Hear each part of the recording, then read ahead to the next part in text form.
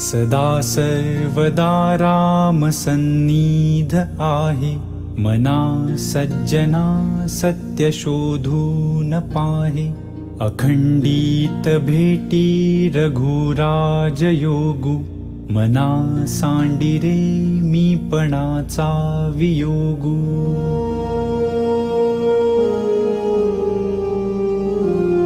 भूते पिंड ब्रह्मांड हे ऐक्य आहे, परी सर्वही स्वस्वरूपी नसाहे. मना भासले सर्व काही पहावे, परी संग सोडून सुखी रहावे.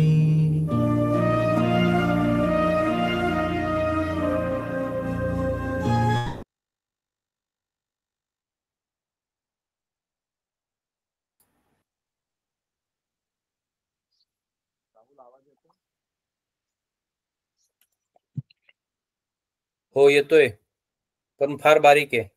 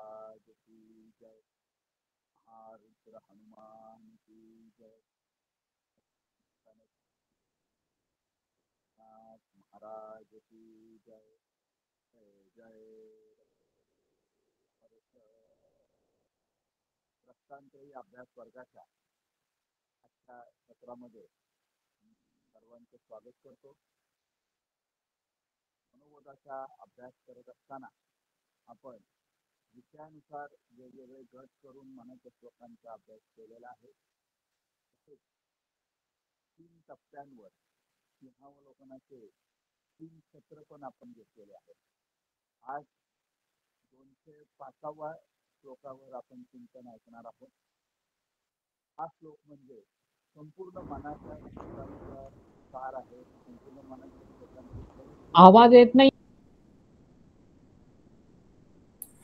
आवाज फार बारीक येतोय गणेश.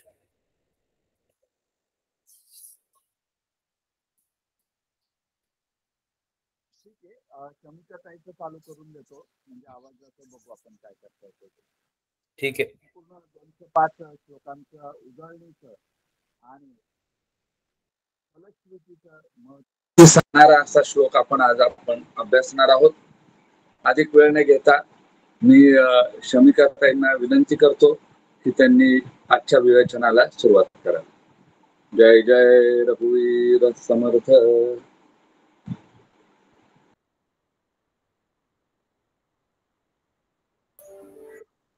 आवाज येत नाही शमिकाताई.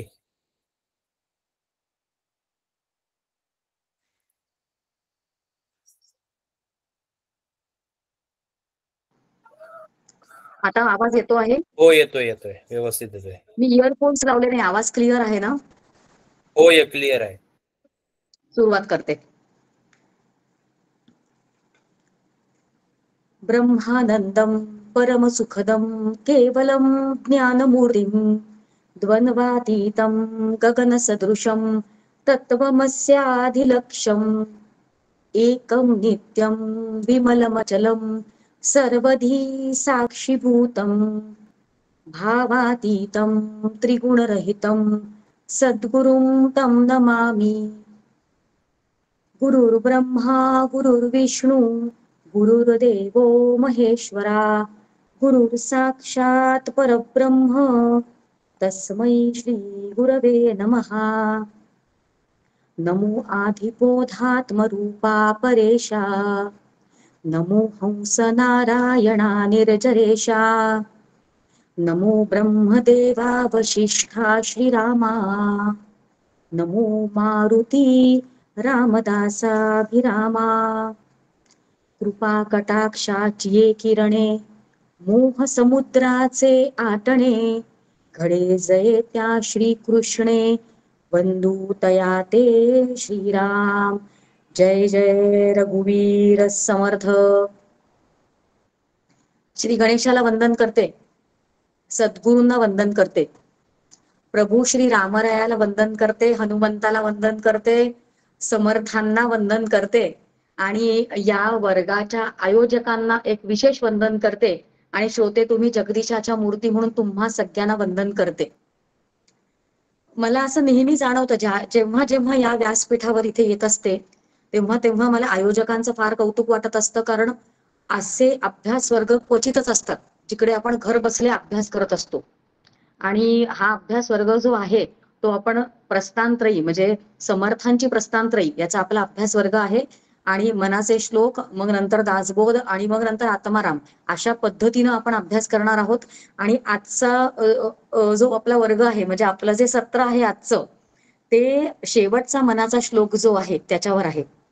म्हणजे बघता बघता आपण असं म्हणू शकतो की निदान डोळ्याखालनं अभ्यास पूर्ण कधीच एका ग्रंथाचा होत नसतो। मागच्या आठवड्यामध्ये मी काही माझ्या मैत्रिणींना भेटले होते आणि त्या असं म्हणत होत्या की आमचा दासबोध 2-3 वेळा झालाय किंवा आमचा हा एखादा ग्रंथ झालाय। खरं म्हणजे आपल्याला असं धाडसच करता येत नाही बरं का, की असं म्हणावं की एखादा ग्रंथ झालाय, कारण तो पूर्णपणे झालेलाच नसतो। त्याचं कारण असं की आपला अधिकार जसा जसा वाढत जातो तसा तसा तो ग्रंथ त्या त्या अधिकाराप्रमाणे आपल्याला तोच ग्रंथ वेगवेगळा वाटत असतो। म्हणून आता शेवटचा श्लोक जरी आपण बघणार आहोत आज मनाचा श्लोक, तेव्हा आपले सगळे मनाचे श्लोक झाले असं आपण खरं म्हणजे म्हणू शकत नाही।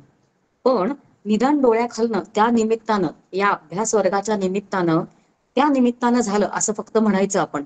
आणि आज आपण जे चिंतन करणार आहोत ते मनाच्या श्लोकांचा जो शेवटचा श्लोक आहे तो खरं म्हणजे आपल्या सगळ्यांना हे माहिती आहे की मनाचे श्लोक असं आपण त्याला खरं म्हणतो आहोत, पण त्याचं नाव आहे मनोबोध। म्हणजे समर्थांना खरं म्हणजे त्याला मनोबोध म्हणायचं होतं। आणि बोध या शब्दाचा जर आपण संस्कृत अर्थ पाहिला तर त्याचा अर्थ आहे जागृती। म्हणजे समर्थ आपल्याला प्रत्येक वेळेला आपल्या मनाला जाग करण्याचा प्रयत्न करतायत आणि इतक्या विविध पद्धतीनं त्यांना ते जाग करणं अशा पद्धतीनं आपल्याला जागवायचा प्रयत्न केलेला आहे आणि प्रत्येक श्लोकामधनं ते आपल्याला खरं म्हणजे शिकवतायत। आणि बघा आतापर्यंत आपण एवढा सगळा विचार करून आलेलो आहोत, एक थोडी शास्त्रीय बैठक आतापर्यंत आपण जे काही मनाच्या श्लोकांवर चिंतन ऐकलीत ती शास्त्राला धरून होती, त्याच्यामुळे एक शास्त्रीय बैठक आपली पण तयार होते आहे। आपण सुरुवात जेव्हा केली होती या वर्गाची आणि मनाचे श्लोक असं जेव्हा ठरवलं होतं मनोबोध, तेव्हा आपण मनाचा श्लोक हा कसा ग्रंथ आहे असा आपण विचार केला होता। आणि मग ग्रंथाला अनुबंध चतुष्टय असतात। मग अनुबंध चतुष्टय म्हणजे काय मी फार त्याच्यामध्ये शिरणार नाहीये बरं का, आज फार टेक्निकॅलिटीज मध्ये शिरणार नाहीये, पण आज आपण वेगळ्या पद्धतीने नक्की विचार करणार आहोत। आपल्याला ना बुद्धीला काहीतरी वेगळ्या पद्धतीचं खाद्य मिळायला आवडत असतं बघा। फलश्रुतीपर श्लोक आहे आजचा चिंतनाचा, एवढं आपल्या सगळ्यांना माहिती आहे। आणि आपलं अत्यंतिक पारमार्थिक हित जे आहे ते याच्यामध्ये सांगून ठेवलेलं आहे। जर आपण ते सगळे मनाचे श्लोक तसे अभ्यासलेत तर या श्लोकाला फलश्रुती म्हटलेली आहे, तसं फळ तुम्हाला मिळणार आहे। आणि फलश्रुती म्हणजे काय, जेव्हा आपण ग्रंथाचा अनुबंध चतुष्टय बघतो की 4 गोष्टींमध्ये तो ग्रंथ बंदिस्त केलेला असतो, तर त्या 4 गोष्टी कुठल्या, एक म्हणजे की तो अधिकारी कोण, कोणाला समोर ठेवून ग्रंथकाराने तो ग्रंथ लिहिला आहे, टार्गेटेड ऑडियन्स, अधिकारी कोण, आणि हे सगळं आपल्याला माहिती आहे बरं का। म्हणून त्याच्यावर थांबणार नाहीये, त्याचा फक्त उल्लेख करती आहे कारण त्याच्यामधल्या एका गोष्टीवर आज आपल्याला विचार करायचा आहे। त्याच्यामधली एक गोष्ट जी आहे ती चिंतनामध्ये आज आहे, म्हणून आपण याचा उल्लेख करतो आहोत. अनुबंध चतुष्टय प्रत्येक ग्रंथाला असतं, तसं आपण मनाच्या श्लोकाचा अनुबंध काय आहे हे आपण बघून आलेलो आहोत आतापर्यंत. त्याच्यामध्ये एक आहे अधिकारी, दुसरा आहे विषय, काय मुख्य विषय सांगायचा आहे बुवा ग्रंथकाराला, आणि तिसरं जे आहे ते आहे प्रयोजन. आणि प्रयोजन शब्दाचा अर्थ आहे फल. तुम्हाला काय बरं फल मिळणार आहे, काय फळ मिळणार आहे तुम्हाला हे सगळं केल्यानंतर, त्याचा पण विचार आपण करायचा नसतो, ते ग्रंथकाराने सांगून ठेवलेलं असतं. बस नको ते विचार करण्यामध्ये वेळ घालवू नका, जे काही सांगितलंय त्याच्याकडे लक्ष द्या आणि तसं आचरण करा, असं ग्रंथकाराला सांगायचं असतं. फळ काय मिळणार आहे ते पण ग्रंथकाराने सांगून ठेवलेलं असतं आणि त्याला म्हणतात प्रयोजन. आणि त्या प्रयोजनाचा जो श्लोक आहे मनाच्या श्लोकांमधला, तो आपला आजचा श्लोक आहे. आणि शेवटचा आहे तो संबंध. बघा, संबंधाबद्दल फार विशेष बोललं जात नाही खरं. माझी एक मैत्रीण एक 10-12 दिवसांपूर्वी मला एक भेटली होती आणि ती मला असं म्हणत होती की माझा खूप छान अभ्यास चाललाय. तर मला खूप छान कौतुक वाटलं. म्हटलं अरे वा, काय काय आता सध्या अभ्यास करतेस तू. मग तिने एक सूचीच माझ्या समोर मांडली की आता मी हे ऐकतेय, आता मी ते ऐकते, मी या अभ्यास वर्गामध्ये पण आहे मग मी तिथे ते ऐकतेय, मी हे ऐकतेय मग ते ऐकतेय मग ते ऐकतेय. मग मला तिला सांगावं वाटलं की ऐकणं, आज मनाची शते ऐकता असा शब्द आपण आज विचार करणार आहोत त्याचा, ते ऐकायचंच आहे. पण नक्की ऐकता शब्द जो आहे त्याचा अर्थ इथे काय आहे त्याचा विचार करायचा आहे. मुद्दा असा सांगायचा आहे की आपल्या सगळ्यांना किंवा बऱ्याच जणांना असं वाटत असतं की आपण कुठेतरी काहीतरी ऐकतोय म्हणजे आपला अभ्यास चाललाय. तर याच्यामध्ये फरक असतो, ऐकणं आणि अभ्यासामध्ये फरक असतो. ऐकणं एक महत्वाची पायरी आहे, ते आपण केलंच पाहिजे, पण ऐकणंच म्हणजे अभ्यास नाही. त्या ग्रंथाचा अभ्यास करण्यासाठी त्या ग्रंथाकडे जावं लागतं, त्या ग्रंथाला हात लावावा लागतो आणि त्या ग्रंथाचा आणि आपला स्वतःचा एक प्रापक संबंध आपण जोडून घ्यायचा असतो. आपण त्याच्याशिवाय त्या ग्रंथाला आपल्याला जे द्यायचंय, त्या ग्रंथकाराला जे आपल्याला शिकवायचंय, जे बोध जाग करायचंय, ते जाग होत नाही आपण. म्हणून आपण जेव्हा आपण जातो त्या हा संबंध हे चार होते. तर हे सगळं जाणून, हे सगळं जाणायचं, म्हणून हे सगळं जाणायचं आणि मग ग्रंथामध्ये प्रविष्ट व्हायचं असतं. हा सगळा विचार खरं म्हणजे आपला झालाय. आणि त्याच्यामधलं एक प्रयोजन जे आहे त्याचा आजचा आपला श्लोक आहे. आणि आतापर्यंत खरं म्हणजे आपल्या सगळ्यांना हे माहितीये की मनाचे श्लोक कसे कसे गेलेले आहेत. एका रात्रीत जरी समर्थांनी ते निर्माण केले होते तरी त्याच्यामध्ये पण पहिला तर मंगलाचरणाचा आहे आणि दुसऱ्यापासून 66 पर्यंत जवळजवळ कर्मपर आहेत. हे सगळं माहितीये म्हणून फास्ट जाते बरं का. मग त्याच्या पुढचे 133 पर्यंत का 136 पर्यंत मला असं वाटतं ते उपासनेपर आहेत. आणि उपासनेपर असं जेव्हा आपण म्हणतो तेव्हा ईश्वर प्रधान किंवा तिकडे अवतार राम असं ईश्वर प्रधान ते असतात, हे पण आपल्याला सगळं कळतं. आणि त्याच्या पुढचे श्लोक ते 201 पर्यंत जे आहेत ते ज्ञानपर आहेत. 202 ते पण सगळं आपण ऐकून आलोय आतापर्यंत, सगळं झालंय आपलं ऐकून, कान तयार आहेत आपले छान. आणि 202 ते 204 मध्ये हे जे श्लोक आहे ते ज्ञानाचं दृढीकरण करण्यासाठी आहेत असं आपण म्हणतोय. आणि शेवटचा आजचा जो श्लोक आहे तो फलश्रुतीचा आहे. हे एवढं सगळं आपल्याला माहितीये, पण आता आपण काय करणार आहोत, हे जरी सगळं एवढं ढोबळ माहिती असलं तरी परमपूज्य डॉक्टर काकांची आता आठवण होते आहे. आणि ते असं आपल्याला कायम म्हणत असतात त्यांच्या प्रवचनामधनं की आपण सगळ्यांनी आपलं पारमार्थिक दप्तर वाढवलं पाहिजे. कर्म उपासना ज्ञान, ज्ञानाचे श्लोक पण आपण बघून आलेलो आहोत. तर आपलं एक पारमार्थिक दप्तर आपलं वाढलंच पाहिजे आणि वेगवेगळ्या संकल्पना समोर ठेवायच्या वेगवेगळ्या ग्रंथांमधनं, आणि त्या ग्रंथांमधनं आपण या ग्रंथाला समजून घ्यायचा प्रयत्न करणार आहोत आपण आज. फलश्रुतीचा श्लोक म्हटला नाही का आपला आपण आज. बघा, फलश्रुती, फल म्हणजे काय, प्रयोजन, ते आपण बघितलं. फल जे आपल्याला मिळणार आहे, प्राप्त होणार आहे. आणि श्रुती असा पण शब्द वापरलाय. तर त्याचा एक ढोबळपणे आपण अर्थ असा समजून घेऊ शकतो की अशा पद्धतीने जर तुम्ही श्रवण केलं तर तुम्हाला हे फळ मिळणार, असं समर्थांना सांगायचंय. पण श्रुती शब्दाचा अजून एक अर्थ असा असतो की वेदांमध्ये ज्या रुचा असतात त्यांना श्रुती म्हटलं जातं, त्यांना आपण श्रुती म्हणतो. आणि वेदांमधल्या ज्या रुचा आहेत त्या सगळ्या निर्दोष आहेत. तर समर्थांना हे आपल्याला आठवण करून द्यायचं आहे की जेव्हा समर्थ त्याला फलश्रुती असं म्हणतायत त्याचा अर्थ की ते तुम्हाला नक्की मिळणारच. कारण शेवटचं चरण जे आहे आजच्या श्लोकाचं, त्याच्यामध्ये समर्थ म्हणतात की म्हणे दास विश्वासिता मुक्तिभोगी. आपण त्यांच्यावर विश्वास ठेवायचा आहे, त्यांना तो विश्वास आहे की ते आपल्याला मिळूनच राहणार आहे. हे किती आश्वासक आहे समर्थांनी आपल्याला सांगणं. बघा, फलश्रुती म्हणजे काय, तर आपल्याला अगदी थोडक्यात सगळ्यांना समजू शकतं असं. फलश्रुती म्हणजे पगाराचा दिवस. मग पगाराचा दिवस कधी येतो तेव्हा आपण आनंदी असतो. आणि आपण कशासाठी काम केलेलं असतं, पूर्ण महिनाभर काम कशासाठी केलेलं असतं, पगार मिळण्यासाठी, हो की नाही? तसं आपण जे सगळे मनाचे श्लोक बघून आलो आतापर्यंत ते उगाच का? त्याच्यामधनं आपल्याला फळ मिळायला पाहिजे. आणि मग ते फळ काय मिळणार आहे ते आपल्याला समर्थांनी सांगून ठेवलेलं आहे. मग त्या फळाची मला अपेक्षा आहे आता. अशा अर्थानं हा श्लोक घ्यायचा आहे का, की मला हे आता मिळालंच पाहिजे. समर्थ म्हणतात हे तुम्हाला मिळेल, पण मी माझ्याकडनं कसा विचार करायचा आहे.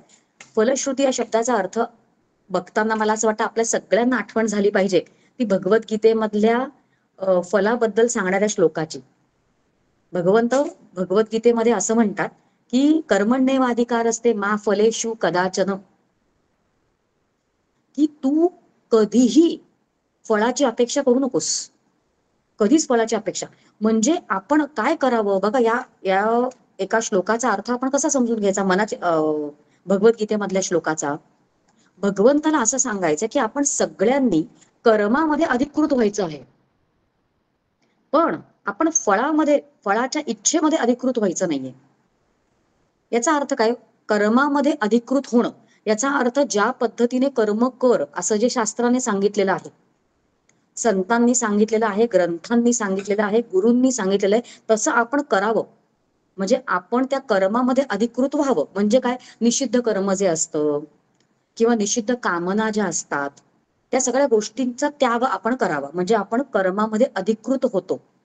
पण आपण काय करतो की आपण फलामध्ये पण स्वतःला अधिकृत समजतो. म्हणजे काय, आपण एखाद्या गोष्टीचं बघा, ज्या अर्थी खरं म्हणजे ज्या अर्थी आपण कर्मामध्ये अधिकृत झालो आहोत त्या अर्थी फलामध्ये आपण अधिकृत झालेलोच असतो. पण कारण का, का असतो आपण, कारण प्रत्येक कर्म म्हणा किंवा उपासना म्हणा, जे काही आपण कर्म करतो आहोत त्या प्रत्येक कर्माला एक स्वाभाविक फळ असतं, एक नियोजित फळ असतं. पण आपण काय करतो की आपण स्वतःची अपेक्षा त्याच्यामध्ये मिसळतो. मग ते लौकिक असेल किंवा पारलौकिक असेल. मग लौकिकातल्या अपेक्षा म्हणजे काय, आपल्या किती वित्तेषणा, दारेषणा, लोकेषणा, या सगळ्या एषणा आपण त्याच्यामध्ये मिसळतो की मला हे हवंय. किंवा अगदी पारलौकिक फळ पण हवं असतं काही जणांना, म्हणजे स्वर्गादी फळ प्राप्ती अशा इच्छा असतात काहींच्या. आणि मग जेव्हा कर्म केलं जातं तेव्हा शास्त्र असं म्हणतं की जे नियोजित फळ आहे, जे स्वाभाविक त्याला फळ मिळणार असेल त्याच्यापेक्षा निम्न प्रतीचं फळ आपल्याला भगवंत देतो. का, बघा पुढचा 2 श्लोक पुढचे जे आहेत भगवद्गीतेमधले ते असं म्हणतात की कृपणा फल हेतवः. कृपणा म्हणजे कृपण म्हणजे काय, आपण म्हणूया की आपण काय म्हणतो त्याला, आपण कंजूस होऊन जातो. खरं म्हणजे आपण याचना करतोय की मला या फळाची ही अपेक्षा मिळू देत. आणि जेव्हा आपण अपेक्षा करतो तेव्हा भगवंत म्हणतो घे, तुला याचं एवढंच मिळणार आहे. अपेक्षित फळ खरं म्हणजे उत्तम असू शकतं, भगवंत जे देणार आहे ते, पण आपण त्याची अपेक्षा करतो आणि त्याचं निम्न प्रतीचं फळ आपण मिळवून बसतो. म्हणजे कृपण म्हणजे काय, ते तेवढंच काय म्हणतात तेवढ्याच क्वालिटीचं फळ आपल्याला आपण अपेक्षा केलेली असते म्हणून मिळून जातं.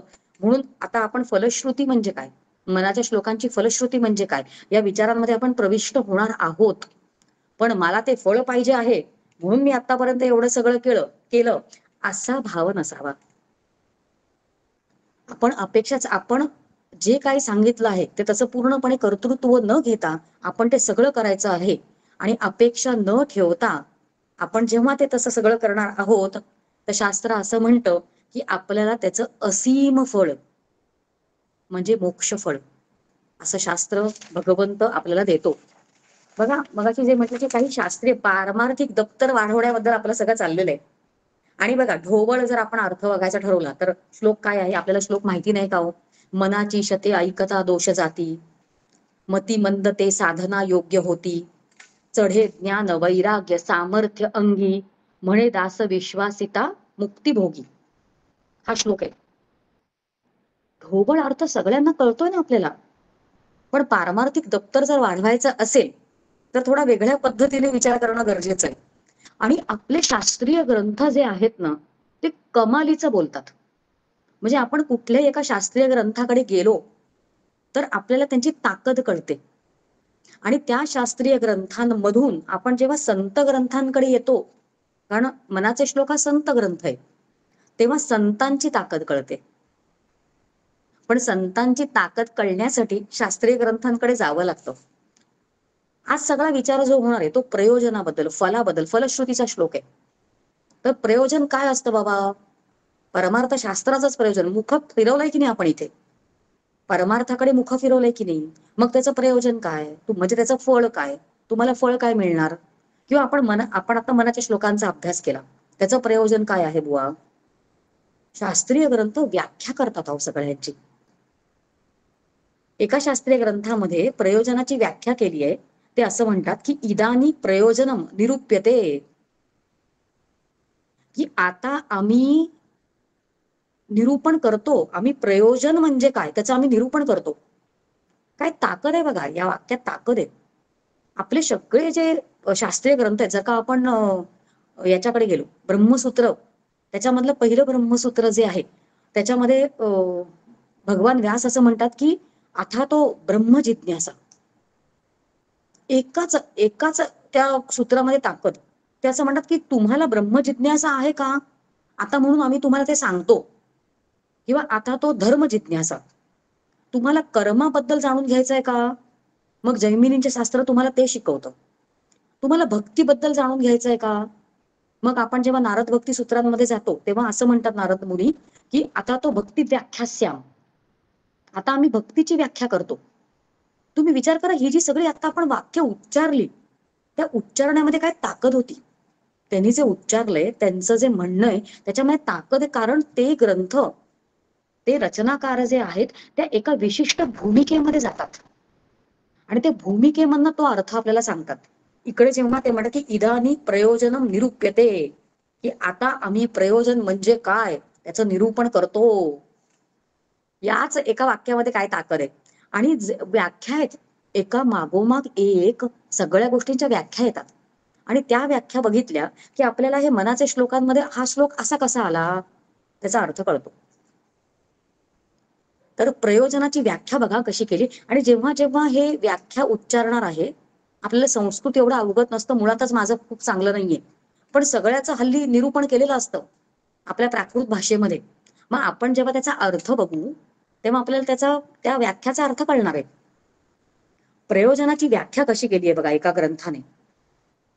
त्या ग्रंथात असं लिहिलेलं आहे की यत अवगतम सत् स्ववृत्तीतया इष्यते तत् प्रयोजनम. काही अवघड नाहीये बरं का, परत म्हणून दाखवते, काही अवघड नाही आणि आपण सगळ्या गोष्टींचा विचार करणारच आहोत. यत अवगतम सत् स्ववृत्तीतया इष्यते तत् प्रयोजनम, म्हणजे इति प्रयोजनम, याला म्हणतात प्रयोजन. कशाला म्हणतात प्रयोजन? दोन भाग त्यांनी केलेत. एक म्हणजे यत अवगतम सत्, म्हणजे ते तुम्हाला अवगत झालं असता. ते म्हणजे काय? आतापर्यंत जे सगळं सांगितलेलं आहे त्या ग्रंथामध्ये, जे काही सगळं सांगितलेलं आहे ते तुम्हाला अवगत झालं असता.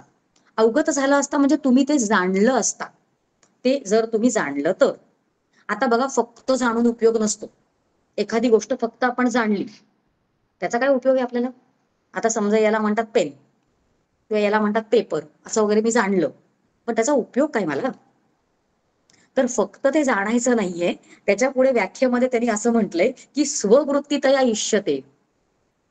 आणि स्ववृत्तीतया इष्यते म्हणजे आपला संबंध त्या गोष्टीची असावा, किंवा आपल्या ताब्यात ते आपल्याला आणता यावं, आपल्याला ते मिळता यावं, मिळवता यावं, असं जे असतं. म्हणजे एक तर ते आपण जाणावं आणि मग दुसरं की आपल्याला ते आपलंसं करता यावं, असं जे असतं त्याला म्हणतात प्रयोजन. बघा कुठल्या पद्धतीने, कसा विचार करून हे शास्त्रीय ग्रंथ तयार होतात. आणि आपले सगळे संत आहेत त्यांना ते शास्त्र किती अवगत होतं, कारण ते सगळं त्यांनी आपल्याला समर्थाने जे 204 श्लोक आधीचे मांडले त्याच्यामध्ये आपण काय काय जाणावं हे सगळं त्यांनी आधी लिहिलं. की हे जाणून घ्या, हे असं असतं, हे तसं जाणून घ्या, हे असं कर्म करा, ही अशी उपासना करा. स्वतःबद्दल ते जाणून घ्या. हे सगळं जाणून घ्या आणि मग तुम्ही ते स्वतः व्हा. स्ववृत्तीतया इष्यते, याच्याबद्दल पण दोन पद्धतीनं शास्त्र असं म्हणतं की स्ववृत्तीतया इष्यते ही एक गोष्ट जी आहे त्याच्यामध्ये पण दोन पोटभाग आहेत. ते म्हणजे एक स्वसंबंधतया आणि दुसरं आहे स्वात्मतया. मगाशी उल्लेख केला होता की पारमार्थिक दप्तर वाढतंय आणि ते आपल्याला वाढवायचंच आहे, कारण आपण 204 मनाचे श्लोक बघून आलेलो आहोत. तेवढं आपलं पारमार्थिक दप्तर वाढलंय आणि तेवढी आपली आकलन शक्ती वाढलीय.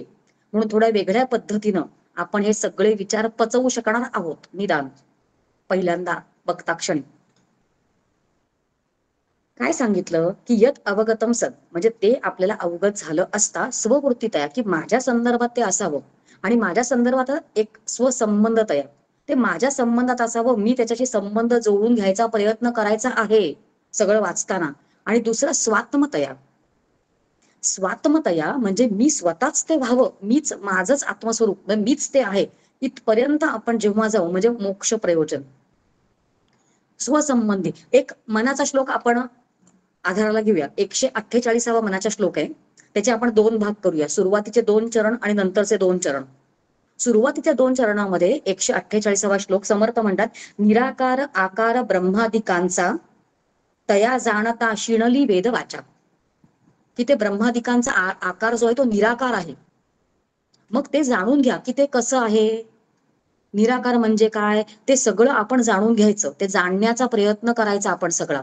स्वतःची वृत्ती जी आहे ती त्याच्याबद्दल जाणण्यासाठी आत्मन ती वृत्ती उठली पाहिजे, असा असा आपण याचा अर्थ समजून घ्यायचा की ते माझ्याबद्दल काही आहे का, की नुसतं उगाच तिकडे बोललंय समर्थांनी. आणि एकदा की हे 2 चरण झाले की त्याच्या पुढच्या 2 चरणांमध्ये समर्थ असं म्हणतात की विवेके तदाकार होऊन तदाकार तद आकार. मग आपण विवेक करायचा आहे आणि तोच आकार आपण होऊन राहायचं आहे. विवेके तदाकार स्वात्मतया. विवेके तदाकार होऊन राहे, मनासंत आनंद शोधून पाहे. काय होतं की आपल्याला शास्त्रीय ग्रंथ माहिती असतील तर आपण संत ग्रंथांचा असा आस्वाद घेऊ शकतो. अच्छा, समर्थांनी असं लिहिलंय, समर्थांनी असं लिहिलंय, की आपण ते जाणावं आणि मग आपणच ते व्हावं. अशा पद्धतीनं या मनाच्या श्लोकांचं प्रयोजन समर्थांनी केलेलं दिसतं आपल्याला शास्त्रीय ग्रंथानुसार. एखादा कोणीतरी नवीन असेल, त्याला अजून त्याच्याबद्दल जर जाणून घ्यायची शक्यता असेल, अजून जाणून घ्यायचंय, तर एखादा असं विचारेल, एखादा शिष्य पण प्रयोजनाबद्दल अजून आम्हाला सांगा, अजून थोडं जास्त कळण्यासाठी अजून आम्हाला सांगा. आपले सगळे शास्त्रीय ग्रंथ जे आहेत ना, किंवा सगळे ग्रंथ हे सगळे म्हणू शकत नाही आपण, पण मुख्यत्वे ग्रंथ हे गुरु शिष्य संवादात्मक आहेत. आपल्याकडे दासबोध आहे, त्याच्यामध्ये शिष्य विचारतोय, तर असं आपण म्हणूया की शिष्य विचारतोय समर्थांना की तुम्ही प्रयोजन म्हणजे काय ती आम्हाला व्याख्या सांगितली बुवा. पण शास्त्रीय ग्रंथामध्ये त्या प्रयोजनाचे पण काही प्रकार असे आले आहेत का, तर शास्त्र म्हणतं हो आहेत ना. प्रयोजनाचे 2 प्रकार आहेत. प्रयोजनाचे 2 प्रकार आहेत. त्याच्यामध्ये एक असतं त्याला म्हणतात मुख्य प्रयोजन आणि दुसरं असतं त्याला म्हणतात गौण प्रयोजन. हे पण आपल्याला सगळ्यांना माहिती आहे की नाही, माहिती आहे आपल्याला. पण व्याख्या किती सुंदर केल्या आहेत बघा. आता व्याख्या आधी म्हणून दाखवणार आहे. मुख्य प्रयोजन 2 प्रकार आहेत, एक मुख्य आणि एक गौण. तर मुख्य प्रयोजनाची व्याख्या म्हणून दाखवणार आहे, त्याच्याबद्दल सगळं आपण थोडासा विचार करूया आणि मग गौण प्रयोजन म्हणजे काय त्याच्या व्याख्येकडे जाऊया आणि ते समजून घ्यायचा प्रयत्न करूया. तर मुख्य प्रयोजनाची व्याख्या करताना त्या ग्रंथात एका ग्रंथात असं म्हटलंय की तत्र सुखदुःखा भावो मुख्य प्रयोजनम. म्हणजे तत्र सुखदुःखा भावो इति मुख्य प्रयोजनम, असं एक वाक्य आपण आपल्यासाठी पूर्ण करूया. म्हणजे तेथे आपल्याला असं आपण समजून घेतो बरं का, आपण कसं ना सुखदुःखा भावो हा जो हे जे वाक्य आहे ते आपण कसं समजून घेतो बघूया. हा, आपण असं समजून घेतो की तेथे जेथे सुखाचा अभाव आहे आणि दुःखाचा पण अभाव आहे, असं जे आपल्याला मिळणार आहे किंवा तसं जे असतं त्याला म्हणतात मुख्य प्रयोजन. म्हणजे आता आपण काय म्हटलं सुखाचा अभाव आणि दुःखाचा पण अभाव. तत्र सुख दुःखाभावो इति मुख्य प्रयोजनम. पण ते तसं नाहीये. ते तसं नाहीये. आपण सगळ्यांनी एक काम करूया, की आपण सगळ्यांनी परमार्थाचं घोषवाक्य काय आहे त्याचं एकदा स्मरण करूया. आपण उगाच अभ्यासाला सुरुवात नाही केली. आपल्याला निश्चित ठोस असं काहीतरी ग्रंथामधनं मिळालं पाहिजे. आणि त्यासाठी हे सगळे विचार फार महत्वाचे आहेत. परमार्थाचं घोषवाक्य काय आहे बरं, आपण स्वतःनी प्रत्येकासाठी आठवूया. आणि जर माहिती नसेल तर आत्ताचा वर्ग झाल्यानंतर लिहून ठेवायचं आहे आणि पाठ करायचंय. परमार्थ मार्गाला लागलो आहोत आपण असं समजूया. आणि परमार्थामधनं मिळणार काय, त्याचं घोषवाक्य काय आहे हेच जर माहिती नसेल तर रस्ता हरवून जाऊ आपण. परमार्थाचं घोषवाक्य असं आहे की कारणासख वर्तमान सकल दुःख निवृत्ती आणि परमानंदाची प्राप्ती. आपला परमार्थ विज्ञान ग्रंथ आहे त्याच्यामध्ये पण हे लिहिलेलं आहे. किंवा कुठल्याही शास्त्रीय ग्रंथामध्ये गेलात तर तुम्हाला हे परमार्थाचं घोषवाक्य दिसतं. त्याच्यामध्ये 2 गोष्टींचा उल्लेख असतो बघा. एक म्हणजे सकल दुःख निवृत्ती, सगळ्या दुःखाची निवृत्ती परमार्थाचं घोषवाक्य आहे. पण फक्त दुःख निवृत्ती करून थांबलेत का शास्त्रीय ग्रंथ? नाही. फक्त दुःख निवृत्ती झाली असती आपली सगळी तर काहीच नसलं असतं तिथे आणि मोटिवेशनच नसलं असतं काही मिळवण्यासाठी. पण शास्त्र असं म्हणतं की की सकल दुःख निवृत्ती. आपल्याला सगळ्यांना दुःख नकोय ना, दुःख नको म्हणूनच परमार्थाला लागलोय आपण. मग ते आपलं दुःख निवृत्त करणारच आहे, कारण ते त्याचं प्रयोजन आहे, ते त्याचं घोषवाक्य आहे, ते आपल्याला मिळणारच आहे. पण नुसतं दुःख निवृत्ती नाहीये, अजून एक त्याच्यामध्ये क्रायटेरिया आहे, ते म्हणजे परमानंदाची प्राप्ती. हिअर इज द मोटिवेशन, की तुम्हाला कायमस्वरूपी निरपेक्ष असा आनंद तुम्हाला मिळतो जो कुठल्याही गोष्टीवर अवलंबून नसतो आणि तो येत जात नाही, तो असतोच. तो स्थायी भाव आहे आणि तेच आपलं स्वरूप आहे. मी हे सगळं का करावं? कारण मी मला जाणतीये, हे सगळं प्रथमपुरुषी आहे, माझं स्वरूपच आहे कायम आनंददायी. म्हणून आत्ताचं हे जे मुख्य प्रयोजन कुठल्याही ग्रंथाचं काय असतं, तर हे मुख्य प्रयोजन हे असतं शास्त्रीय ग्रंथाचं मुख्य प्रयोजन किंवा संत ग्रंथांचं मुख्य प्रयोजनच हे आहे. हे तर हे जे वाक्य आहे तत्र सुख दुःखा भावो, तर आपण काय करायचं आपल्याला समजण्यासाठी, तर तत्र सुख कॉमा, की तेथे जेथे सुख आहे त्या ठिकाणी सुख मात्र आहे, म्हणजे तिथे सुखाची प्राप्ती आहे कॉमा. आणि दुःखाभाव म्हणजे दुःखाचा अभाव आहे. सुखाची प्राप्ती आणि दुःखाचा अभाव असं जे होतं त्याला मुख्य प्रयोजन असं म्हणतात. आणि हेच समर्थन आपल्याला सांगायचं आणि हेच समर्थन आपल्याला द्यायचंय. बघा समर्थ असं म्हणतात आणि ते मुख्य प्रयोजनाबद्दल. आता आपण हे सगळं जेव्हा जाणू ना, तेव्हा आपण जेव्हा परत मनाच्या श्लोकांकडे जाऊ तेव्हा आपल्याला नक्की कशाबद्दल बोललं गेलेलं आहे, नक्की काय चाललंय हे कळायला लागतं. मुख्य प्रयोजन सांगताना अजून एका ठिकाणी समर्थ असं म्हणतात की वसे हृदय देव तो जाण ऐसा. तुझ्या हृदयामध्ये तो मुख्य देव आहे, तो तू जाण रे बाबा. समर्थ म्हणतात 195वा श्लोक आहे मनाचा श्लोक. वसे हृदय देव तो जाण ऐसा, नभाचे परी व्यापकू जाण तैसा. अरे तू जाण, ते सगळं जाण आणि ते सगळं जाणून तू तेच हो असं सांगायचं समर्थांना. नभाचे परी व्यापकू जाण तैसा, सदा संचला येतना जात काही, तया विण कोठे रेता ठाव नाही. सगळं तेच, सगळं माझं स्वरूप आहे, अशा पद्धतीने तू जाण आणि तू तेच हो. हे जे असतं असं ज्या प्रकारे होणं असतं त्याला मुख्य प्रयोजन असं म्हणतात. मुख्य प्रयोजन कळलं, तत्र सुख दुःख भाव. तत्र सुख म्हणजे सुखाची प्राप्ती आणि दुःखाचा अभाव असं आपल्याला कळलं. त्याच्या पुढे मग गौण प्रयोजन म्हणजे काय, फार गरजेचं आहे जाणून. त्या पद्धतीने आपण मनाच्या श्लोकांकडे बघणार होतो. मग गौण प्रयोजन म्हणजे काय, त्याची व्याख्या कशी केली आहे, त्याला असं म्हणतं ग्रंथ असं म्हणतंय की तद अन्यतर साधनम गौण प्रयोजनम. म्हणजे तद अन्यतर साधनम इति गौण प्रयोजनम. तद म्हणजे काय की आपण रेफरन्स आपण आधीच्या म्हणजे आपण मुख्य प्रयोजनाच्या रेफरन्सने आता बोलतोय, ते त्याच्या, तद म्हणजे ते त्याच्या, ते जे आहे ते म्हणजे काय मुख्य प्रयोजन.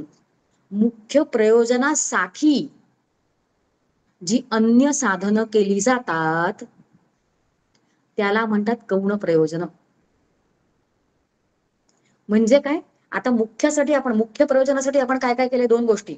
एक तर आपण काय काय साधनं करतो? सुखाच्या प्राप्तीसाठी साधनं करतो आणि दुःखाचा अभाव होण्यासाठी जी जी साधनं करतो, ही सगळी साधनं जी आहेत याच्यासाठी केलेली जी साधनं आहेत त्या साधनांना गौण प्रयोजन असं म्हणतात.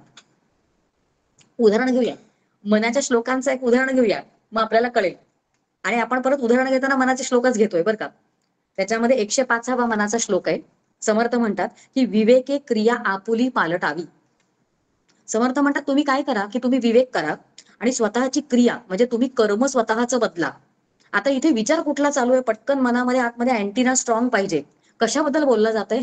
कर्माबद्दल बोललं जातंय. आणि आपल्याला हे आता माहितीये, एवढ्या मनाच्या श्लोकांचा अभ्यास आपण करून आलो की कर्माने मुक्ती मिळत नाही. मग हे जर कर्माबद्दल बोललं जातंय तर ते मुख्य गोष्टीबद्दल बोललं जात नाहीये. पण हे गरजेचं आहे, हे अन्यतर साधन आहे, कारण हे केल्याशिवाय मी तिथपर्यंत पोहोचणारच नाहीये. म्हणून याला आपण गौण प्रयोजन म्हणायचं. आपली क्रिया, आपलं उत्तम कर्म, कारण कर्माने जास्तीत जास्त काय होऊ शकतं? चित्तशुद्धी. पण ते झालंच पाहिजे. उत्तम कर्म केल्यामुळे चित्तशुद्धी, मग चित्तशांती, मग आवरण दोष जाणं, मग तत्व पदार्थ शोधन, हा सगळा अभ्यास आता केलाय आपण. मग हा श्लोक कशाबद्दल बोलतोय? बघा, आपल्याला शास्त्र माहिती झालं की संतांना सगळं माहिती असतं. मग समर्थ या श्लोकात म्हणतात विवेकी क्रिया आपुली पालटावी, अति आदरे शुद्ध क्रिया धरावी. आता शुद्ध क्रिया धरावी हेच आपलं मुख्य प्रयोजन आहे का? मुख्य प्रयोजन आहे मोक्ष प्राप्ती. कारण म्हणे दास विश्वासिता मुक्ती भोगी, असं समर्थ म्हणतायत. जर ते मुख्य प्रयोजन असेल तर त्याच्या आधीची सगळी प्रयोजनं जी आहेत ती सगळी गौण प्रयोजन होऊन जातात. कारण ही सगळी साधनं आहेत आणि ती खूप महत्वाची साधनं आहेत. त्या साधनांना आपण गौण म्हणत नाही आहोत, पण प्रयोजनांचा जेव्हा विचार करतो तेव्हा आपल्याला एक क्लॅरिटी येते की आपण कुठला श्लोक बघतो आहोत, कशा पद्धतीने आपण त्या श्लोकांकडे शिकायचं आहे. अशा पद्धतीने आपल्याला ते मदत करतं. माझ्यासारखा एखादा असेल तो म्हणेल या शास्त्रीय ग्रंथांना की मला अजून थोडंसं सांगावं. मला नक्की तुम्ही सांगा की नक्की मुख्य म्हणजे काय आणि नक्की गौण म्हणजे काय. अजून खोलात जर कोणाला जाणून घ्यायचं असेल तर त्याच्याबद्दल पण शास्त्र बोलतं. कमालीचे कमालीचे व्याख्या मांडतात शास्त्र. आता परत आपण एक व्याख्या मांडणार आहोत बरं का, 2 व्याख्या मांडणार आहोत. मुख्य म्हणजे काय आणि गौण म्हणजे काय, आणि त्याचा आपल्याला आनंद मिळणार आहे. बघा, आपण जेव्हा पंचदशीकडे जातो तेव्हा पंचदशीमध्ये आनंद प्रकरणामध्ये एक विद्यानंद नावाचं प्रकरण आहे. आणि विद्यानंद म्हणजे काय माहितीये का? एखादी गोष्ट जेव्हा कळते तेव्हा आपल्याला आनंद होतो. तशा नवीन पद्धतीने आपण जेव्हा बघतो तेव्हा आपल्याला आनंद देऊन जातो तो ग्रंथ. तर विद्यानंद आपण मिळवायचा आता प्रयत्न करतोय. तर मुख्य म्हणजे काय आणि गौण म्हणजे काय हे सांगताना प्रयोजनाबद्दलच पुढे चाललंय सगळं. तर मुख्याची व्याख्या करताना एक ग्रंथ असं म्हणतोय की अन्य इच्छा अनधीन इच्छा विषयत्वम मुख्यत्वम. म्हणजे असा जो सगळा विषय सांगितलेला आहे, असा जो विषय आहे त्याला म्हणतात मुख्य. कुठला विषय? तर अन्य इच्छा अनधीन इच्छा. बघा, इकडे अनधीन असा शब्द वापरलाय. बघूया, सगळं सगळं कळणार आहे, काही अवघड नाहीये. आणि मुख्याबद्दल बोलताना त्यांनी हे बोलले बरं का. मग गौण म्हणजे काय? गौण म्हणजे काय ते सांगताना व्याख्या अशी केली आहे की अन्य इच्छा अधीन इच्छा विषयत्वम गौणत्वम. मग गौण विषय म्हणजे काय असतो बा? तो गौण विषय, गौण म्हणजे काय, हा विषय कुठल्या पद्धतीने सांगितलाय, कसा असतो तो विषय? कसा असतो तर अन्य इच्छा अधीन इच्छा. बघा, एकाकडे शब्द वापरला जिकडे मुख्य होतं तिकडे अनधीन असा शब्द वापरला, आणि जिकडे गौण आहे तिकडे अधीन इच्छा असं म्हटलं. एक साधं उदाहरण घेऊया. समजा असं मी म्हणते की माझी आई गुळाच्या पोळ्या खूप छान करते. हल्ली युट्यूबवर सगळं मिळतं, पण मला माझ्या आईच्याच हातचं आवडतं. मग आता माझी आई राहते तिथे डोंबिवलीला, मी राहते इथे मुलुंडला. मग आता इथे माझी मुख्य इच्छा काय आहे हो? की आईकडनं गुळाची पोळी शिकणं. मग मी एक दिवस ठरवते, मग एक दिवस माझ्याकडनं ठरवण्यात येतो. मग घरचं मी पटपट आवरते कारण मला तिथे जायचंय. मग घरचं पटपट आवरण्याची एक इच्छा माझ्याकडे जागृत झालेली असते. आणि मग मला स्टेशन पर्यंत पोहोचावं लागतं, मला तिकीट काढावं लागतं ट्रेनने जाण्यासाठी. मग ट्रेनचं तिकीट काढण्याची इच्छा एक जागृत झालेली आहे. आणि मग असं म्हणूया बरं का, आता आपण म्हणूया की आईकडे गूळ नाहीये. मग आई म्हटली गूळ घेऊन ये येताना. मग गूळ घेण्याची इच्छा. मग आई असं पण म्हटली असेल मला की कणिक नाहीये, तू कणिक घेऊन ये. मग तूप नाहीये, मग तूप घेऊन ये. माझे काय अजून वेलची पूड वगैरे लागते सगळं सगळं. म्हणजे एका मुद्दा असं सांगायचा आहे की एक इथे मुख्य इच्छा कुठली आहे, आणि त्या मुख्य इच्छेमुळे इतर ज्या सगळ्या इच्छा झालेल्या आहेत त्याला म्हणायचं गौण. आता परत ती व्याख्या म्हणते. गौणची व्याख्या काय होती? अन्य इच्छा अधीन इच्छा. म्हणजे त्या मुख्य इच्छेच्या अधीन ज्या सगळ्या इच्छा असतात त्याला म्हणायचं गौण. आणि आपण मुख्य याची व्याख्या कशी पाहिली होती की अन्य इच्छा अनधीन इच्छा, ती कशाच्याही अधीन नसते ती इच्छा. उदाहरण घेऊया. उदाहरणांमधनं छान आपल्याला पटकन कळतं बघा. असं जर मी म्हंटल की मला सुख हवंय, आणि मग मला असं वाटतं की मला सुख कसं बरं मिळेल, की मला माझ्याकडे जर धन असेल तर मला सुख मिळेल असं मला वाटतं. खरं म्हणजे धनाचा आणि सुखाचा काहीही कार्यकारण भाव नाहीये. पण काही हरकत नाही, सामान्यांना असं वाटत असतं. तसंच मला वाटलं की माझ्याकडे जर खूप धन असेल तर मला सुख मिळेल, सुखप्राप्ती मला होईल. तर आता बघा, सुखप्राप्ती ही वर आणि धन. मला धन, आता जे आपण उदाहरण समोर बघतोय त्याच्यामध्ये मला धन का हवंय? मला धन का हवंय? कारण मला सुख पाहिजे. बरोबर?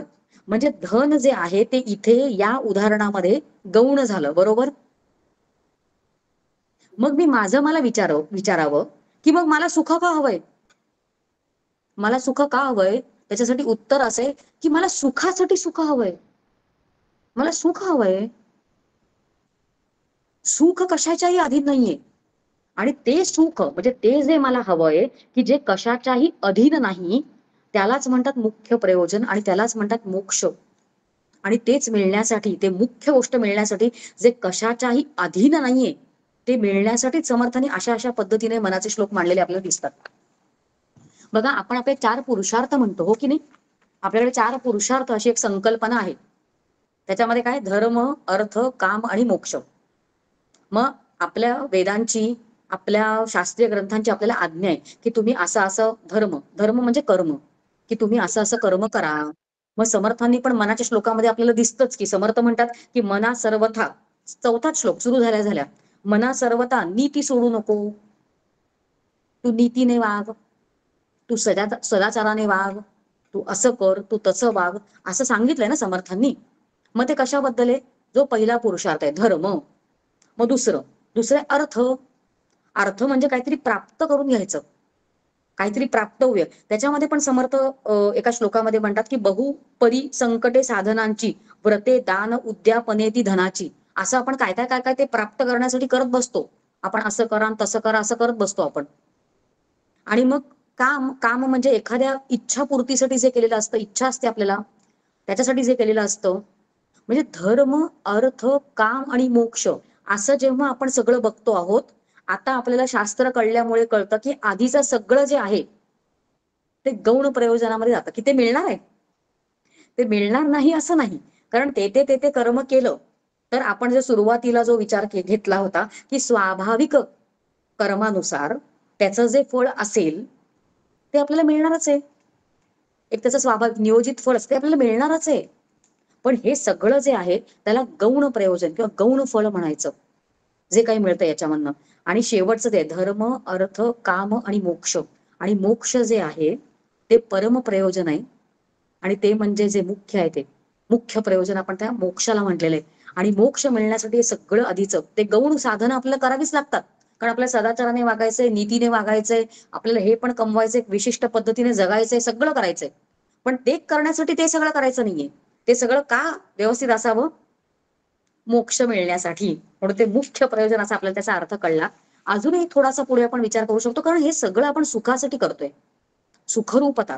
कारण मगाशी जे मी म्हटलं की मला सुख हवंय, मला सुख हवंय, असाही एखाद्याच्या मनात प्रश्न येऊ शकतो. मग की गुरु शिष्य संवादात्मक ग्रंथ आहेत ना, शिष्याच्या मनात आला प्रश्न की मग सुखाचे पण काही प्रकार आहेत का?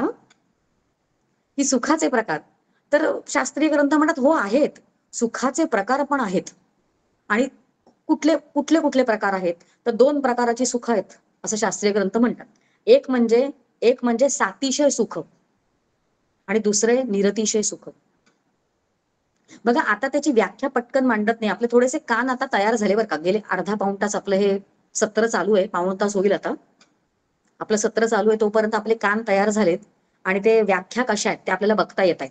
पण आता आधी व्याख्या मांडत नाहीये, आधी ते सातिशय सुख म्हणजे काय ते आपण समजून बघा. कशावर तरी जे अवलंबून आहे ते 2 गोष्टी आपण सातिशय सुखाबद्दल बोलूया. एक म्हणजे तारतम्यवत आणि दुसरं न्यूनाधिक भाववत.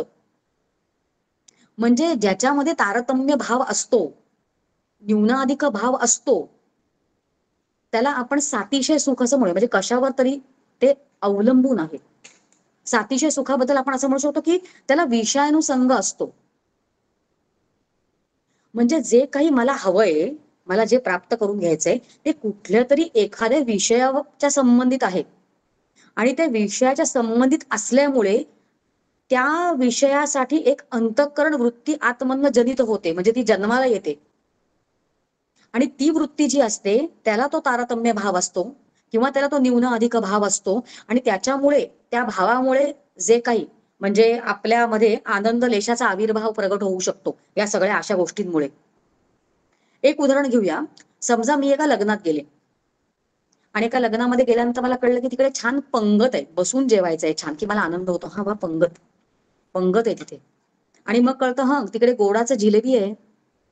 मग जिलेबी मला आवडते. आतमध्ये बघा एखादा विषय, ते विषयाला संबंधित आतमध्ये एक वृत्ती उठली, आतमध्ये आपली मन बुद्धी चित्त अहम अंतःकरण वृत्ती या सगळ्याचा अभ्यास करून आलोत बरं का आतापर्यंत आपण. मग आतमध्ये काय काय उठतं सूक्ष्मातला आपला सगळा आता विचार चालू आहे की मग ती जिलेबी, हा जिलेबी, मग ती जिलेबी आज जिलेबी आहे का, काल पण मी जिलेबी खाल्ली होती, मला आवडते पण काल पण मी खाल्ली होती. तो तारतम्य भाव, काल पण मग आज पण. जे जे वेळ प्रसंग व्यक्ती अशा गोष्टींवर अवलंबून असतं त्याला आपण तारतम्य भाव असतो असं म्हणतो. मग ती जिलेबी बघितल्यानंतर अरे ती पिवळीच आहे, ती केशरी नाहीये, ती मऊच दिसतीये, ती कुरकुरीत नाहीये, हे आतमध्ये जे काही सगळं निर्माण होतं. आणि मग खाल्ल्यानंतर आवडतच नाही कारण काल पण खाल्ली होती. मग असं वाटतं अरे गुलाबजाम असला असता न्यून अधिक भाव, गुलाबजाम आज मला जास्त आवडला असता. हे असं जे सगळं होत असतं कशावर तरी ते अवलंबून असतं, त्याला म्हणतात सातिशय सुख. आता सातिशय सुख म्हणजे काय त्याची व्याख्या जी शास्त्रीय ग्रंथामध्ये आलेली आहे ती वाचून दाखवते. आणि एवढं आधीचं जे आपण बोललो त्याच्यामुळे ही व्याख्या समजायला सोपं पडणार आहे. असं लिहिलेलं आहे की तत्र सातिशय सुखम विषयानुसंग जनित अंतःकरण वृत्ती तारतम्य कृता आनंदलेशा आविर्भाव विशेष हा सातिशय सुखम. कळलं की नाही. आता आपण सगळं बोललो होतो असं तसं याच्यावर अवलंबून किंवा अंतःकरण वृत्ती तारतम्य कृता, ते सगळं असं आतमध्ये जे होत असतं त्याला म्हणायचं सातिशय सुख. पण निरतिशय सुख म्हणजे काय हे पण आपल्याला शास्त्रीय ग्रंथ सांगतात. कारण आपला जो सगळा आजचा अभ्यास आहे हा शेवटचा मनाचा श्लोक जो आहे तो निरतिशय आनंदाबद्दल बोलतोय. तो कुठल्याही गोष्टींवर अवलंबून नाहीये आणि ते फळ आपल्याला समर्थ प्राप्त करून देत आहेत की तुम्ही घ्या. आपल्याला फक्त आपला अधिकार वाढवायचा आहे. म्हणून आधी ते समजून घ्यायचं की निरतिशय सुख म्हणजे काय. त्याची व्याख्या इतकी सुंदर केली आहे, आपण शास्त्राच्या प्रेमातच पडतो खरं म्हणजे. इतकी सुंदर व्याख्या केली आहे की एतस्य आनंदस्य, एतस्य म्हणजे खरं म्हणजे सगळं खरं बोललं जात आहे ना ते म्हणजे त्या ब्रह्मानंदाबद्दल बोललं जात आहे किंवा ब्रह्मसुखाबद्दल बोललं जात आहे की ब्रह्मसुख मिळण्यासाठी आधीचं सगळं बोललं जात आहे. तर ते ब्रह्मसुख जे आहे एतस्य म्हणजे त्या ब्रह्मसुखावर आनंदस्य अन्यानी भूतानी मात्राम उपजीवंती इत्यादी श्रुते हे निरतिशय सुखम अशी व्याख्या केली बरं का. अजिबात अवघड नाहीये. त्याचा अर्थ पाहू तेव्हा आपल्याला इतकं नवल वाटेल की किती सुंदर व्याख्या केली आहे. असं म्हटलं की येतच आहे म्हणजे त्या मुख्य आनंदावर ब्रह्मसुखाचा आनंद जो आहे ब्रह्मसुख, आपण त्याला त्याची लक्षणं सांगताना त्या आत्म्याची लक्षणं सांगताना सच्चिदानंद म्हणतो. सत चित आणि आनंद. कारण तिकडे आनंद आहे आणि तो आनंद तो ब्रह्मसुखाचा आनंद त्या आनंदावरच अन्य भूतानी म्हणजे इतर भूतानी म्हणजे जे जे इतर सगळं निर्माण झालेलं आहे, इतर सगळं जे निर्माण झालेलं आहे आणि इतर सगळ्या गोष्टी जे मला आनंद देतात असं वाटतंय, अन्यस्य अन्यानी भूतानी मात्रम उपजीवंती म्हणजे ते केवळ त्या मुख्य आनंदावर उपजीवंती म्हणजे जिवंत आहेत. त्यांची उपजीविका जी आहे, म्हणजे इथे असं म्हटलंय की विषयांमधलं सुख यांची उपजीविका हे कशावर जिवंत आहेत? कारण विषयांमधलं सुख, विषयांमधला आनंद जो मला मिळतोय असं वाटतंय, ते जिवंत कशावर राहत आहेत? तो मुख्य आनंद जो आहे तो ब्रह्मसुखाचाच आनंद आहे, फक्त तो मला माहिती नाहीये. मी जोपर्यंत हा आनंद तोच आहे मुख्य आनंद असं बघत नाही, तोपर्यंत तो आनंद मला प्राप्त होणार नाहीये. परमपूज्य डॉक्टर काकांचं अगदी नेहमीच त्यांच्या प्रवचनांमध्ये ते उदाहरण नेहमी देतात, ते म्हणजे चहाचं. मग ते असं म्हणतात की त्यांना चहा खूप आवडतो आणि मला कमाल अशी वाटते की मला पण चहा आवडतो, म्हणून हेच उदाहरण मी प्रत्येक वेळेला वापरते. समजा मला चहा आवडतो, तुम्ही प्रत्येकाने आपापल्याला काय आवडतं त्याचा विचार करावा. मला चहा आवडतो आणि मी जर असं म्हटलं की मला चहा आवडतो, तर चहामध्ये माझा आनंद आहे की नाही, चहा या गोष्टीत आनंद आहे. आणि जर त्या गोष्टीत आनंद आहे तर ते कधी बदललं नाही पाहिजे. मग जेव्हा मी एक कप चहा पिते, पहिला मला चहा प्यायचा आहे, दुपारी आपण उठल्यानंतर आपल्याला चहा प्यावासा वाटतो, सकाळी उठल्यानंतर चहा प्यावा, एक अंतःकरण वृत्ती उठते आतमधली, चहा नावाची वृत्ती. आणि मग चहाचा पहिला घोट प्यायल्यानंतर मला आनंद होतो, वा छान. मग नंतर मी तो पूर्ण कप चहा पिते. पण परमपूज्य डॉक्टर काका असं म्हणतात त्यांच्या त्या उदाहरणामध्ये की जर चहामध्ये आनंद आहे समजा, तर जेव्हा मी दुसरा कप चहाचा पिते तेव्हा पण मला तोच आनंद मिळाला पाहिजे, कारण चहात आनंद आहे ना, तो आनंद तिकडे तसाच असला पाहिजे. पण आनंद तिथे नाहीच आहे ना, त्या विषयात नाहीच आहे. मग दुसरा कप, मग तिसरा कप मला आनंद दिला पाहिजे. जर मला चहा आवडतो तर मला आनंद दिला पाहिजे. मग 10वा कप जर मी तसं प्यायले तर ती उलटून काढायची वेळ येईल हो. बघा काय होतं, काय होतं की जेव्हा मी चहाचा पहिला घोट पिते, आता एवढं शास्त्र आपल्या सगळ्यांना कळतंय तरी पण विषय आल्या म्हणून आपण बोलतोय. जेव्हा आपण चहा चहा अशी अंतःकरण वृत्ती आतमध्ये काहीतरी, आता हे प्लेग्राऊंड आहे, प्लेन प्लेग्राऊंड आहे, दुपारभर त्या प्लेग्राऊंड मध्ये आपल्या घराच्या आजूबाजूला एक प्लेग्राऊंड आहे, तिकडे दुपारभर कोणी, खूप ऊन आहे, रणरणतं ऊन आहे म्हणून तिकडे कोणीच खेळायला नाही आलं. पण संध्याकाळ जशी होत गेली तशी तिकडे खेळाडू खेळायला यायला लागले, मग एक एक खेळाडू तिथे वर आले असं आपण म्हणूया, आपल्याला समजण्यासाठी चाललंय हे सगळं. तर आपली अंतःकरण वृत्ती, आपण जेव्हा झोपलो असतो शांतपणे तेव्हा असं म्हणूया की ते सगळी वृत्ती जी आहे ती शांत होते आणि आपण जणू आत्माकार होतो. आणि मग उठल्यानंतर, सकाळी उठल्यानंतर किंवा दुपारी झोपेत उठल्यानंतर एक वृत्ती उठली, चहा. माझ्या अंतःकरणामधनं मनोवृत्ती, मनाची एक वृत्ती उठली, मन गेलं तिथे, मला चहा हवंय, चहा हवाय. आणि जेव्हा मी पहिला चहाचा घोट पिते तेव्हा माझी ती वृत्ती शांत झालेली असते, म्हणजे मी जणू परत आत्मा, एकही वृत्ती उठली नाही. आणि काही आतमध्ये जेव्हा उठलं नसतं तेव्हा मी मी आत्मस्वरूपच असते, परत आतमध्ये कशी झालेली मी असते. आणि जेव्हा आत्मधनं एकही वृत्ती नाहीये आणि मी जेव्हा आत्माकार होतीये तर मला आनंद, कारण मी आत्म्याशी एकरूप झालेले आहे आणि आत्मा सच्चिदानंद आहे, तो आनंद स्वरूप आहे, तो आनंद स्वरूप आहे आणि ते माझं स्वरूप आहे, मी त्याच्याशी एकाकार झालेले आहे म्हणून मला आनंद मिळतो, कारण मी आत्म्याशी एक झालेले आहे. मला आनंद चहाने नाही दिलाय. म्हणजे हे बाकी इतर सगळी आनंद जी आहेत त्यांची उपजीविका त्यांची जी आहे ते वाढतायत याच्यावर त्याच्यावर आहेत, त्याच्यावर टिकतायत असं वाटतंय. पण खरं तो संपूर्ण आनंद जो आहे तो आत्म्याचाच आनंद असतो आणि तो आत्म्याचा आनंद आपल्याला प्राप्त व्हावा म्हणून समर्थ आश्वासक बोलतात की म्हणे दास विश्वासिता ती मुक्ती, तो मोक्ष तो तुम्हाला मिळूनच राहणार आहे, की तुम्ही जर अशा अशा अशा पद्धतीनं मनाच्या श्लोकांचा अभ्यास केला तर तुम्हाला ते मिळणार आहे असं समर्थ म्हणतायत. मग आपण एक एक चरणाचा जर विचार केला तर पहिलं चरण काय, मनाची शते ऐकता दोष जाती. आता मनाबद्दल काहीही बोलणार नाहीये, कारण आतापर्यंत प्रत्येक आचार्य जे आलेले आहेत या व्यासपीठावर ते मनाचा रोल काय आहे, मग ते 2 वे रोल कसं करतं, मग नवीन संस्कार जे आपल्याला अंतःकरणामध्ये उठवायचे आहेत त्याचं काम आपण कसं करून घ्यावं मनाकडनं, हा आपला सगळा विचार झालेला आहे. मनाची शते, ऐकता दोष जाती म्हणतात समर्थ पहिल्या चरणामध्ये. आणि शत म्हणजे बघा, आपण मगाशी एक क्रमवारी मांडली होती की 205 मनाचे श्लोक कसे आहेत. पण एका वेगळ्या पद्धतीने आपण मनाच्या श्लोकांकडे बघूया. ते म्हणजे पहिल्या श्लोकापासून 201वा श्लोक आहे. 201 अशा श्लोकाचा एक गट करूया. कारण त्या गटामध्ये समर्थ कर्म असो, उपासना असो किंवा ज्ञान असो, समर्थ आपल्याला बोध करतायत. आपण जे मगाशी म्हटलं बोधचा अर्थ जागृती, म्हणजे एक गट आपण सुरुवातीचा केला पहिल्या श्लोकापासून ते 201वा श्लोक असा आपण एक गट केला आणि तिथे समर्थ आपल्याला बोध करतात असं आपण म्हटलं. 202 ते 204 जे आहे ते त्या बोधाचं दृढीकरण असं आपण म्हणूया. आणि 205 आजचा जो श्लोक आहे तो फलश्रुतीचा आहे, हे आपल्याला माहितीये.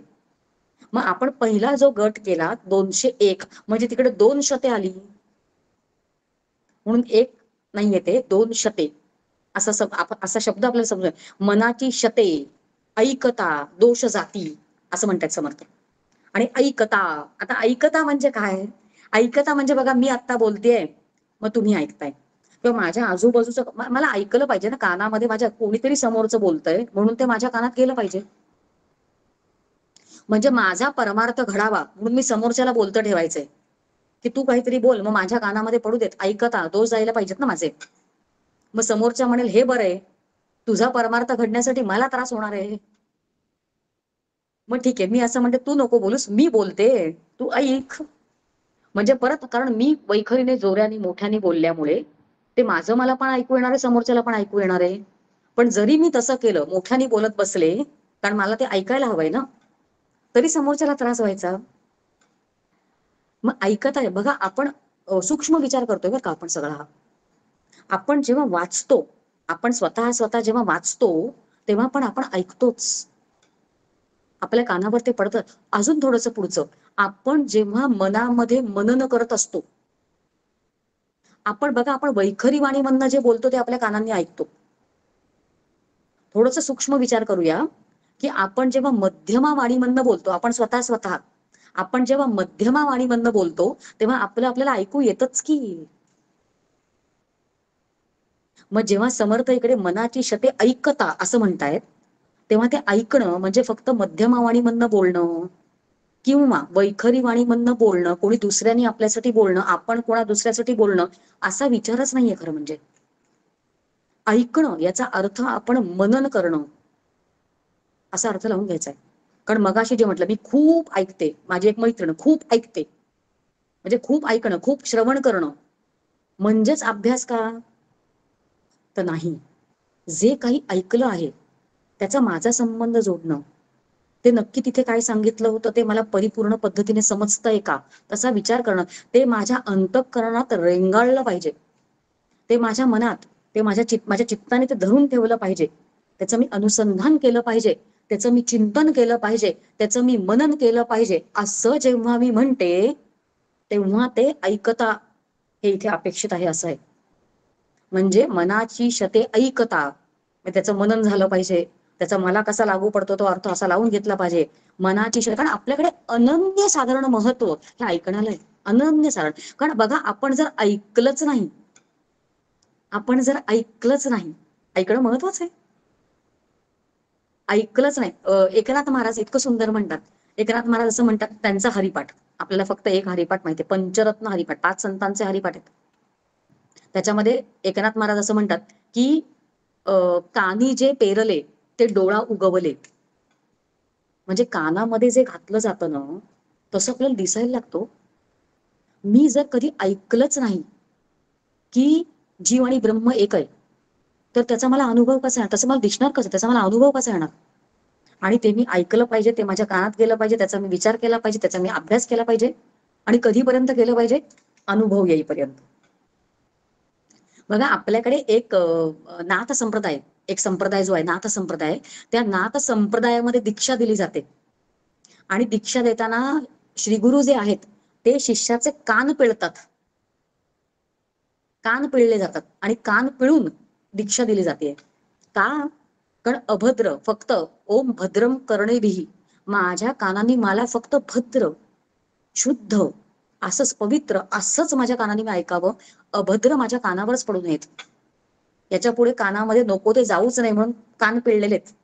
बघा आपण जे रामरक्षेमध्ये शिरोमे राघव पातू जे आपण रक्षणाचे श्लोक आहेत, भालम दशरथां म्हणजे कौशल्य पातू विश्वामित्र प्रिय श्रुती, आपण रामाला सांगतोय की माझ्या कानांचं रक्षण कर. आणि माझ्या कानांचं रक्षण करताना आपण त्याला विशेषण कुठलं दिलंय? सगळ्या अवयवांचं रक्षण कर म्हणून आपण रामालाच सांगतोय. पण प्रत्येक रामाला विशेषण वेगळी वेगळी दिलेली आहेत आणि त्या प्रत्येकाला विशेष अर्थ आहेत. उगाच नाही बुध कौशिक ऋषींनी तसं लिहिलं ते. मग विश्वामित्र प्रिय श्रुती म्हणजे काय? विश्वामित्रांना जो प्रिय आहे असा जो राम आहे, अशा रामाने माझ्या श्रवणेंद्रियांचं रक्षण करायचंय. मी काय ऐकावं, कसं ऐकावं असं त्या रामाने रक्षण करायचं असं आपण म्हणतो. पण कुठला राम? जो जो विश्वामित्रांना प्रिय होता. बघा विश्वामित्रांनी दशरथाकडे रामाची मागणी केली होती त्या यज्ञाचं रक्षण करण्यासाठी, ते आपल्याला माहितीये. मग तो त्राटिका वध वगैरे झाला ते पण आपल्याला माहिती.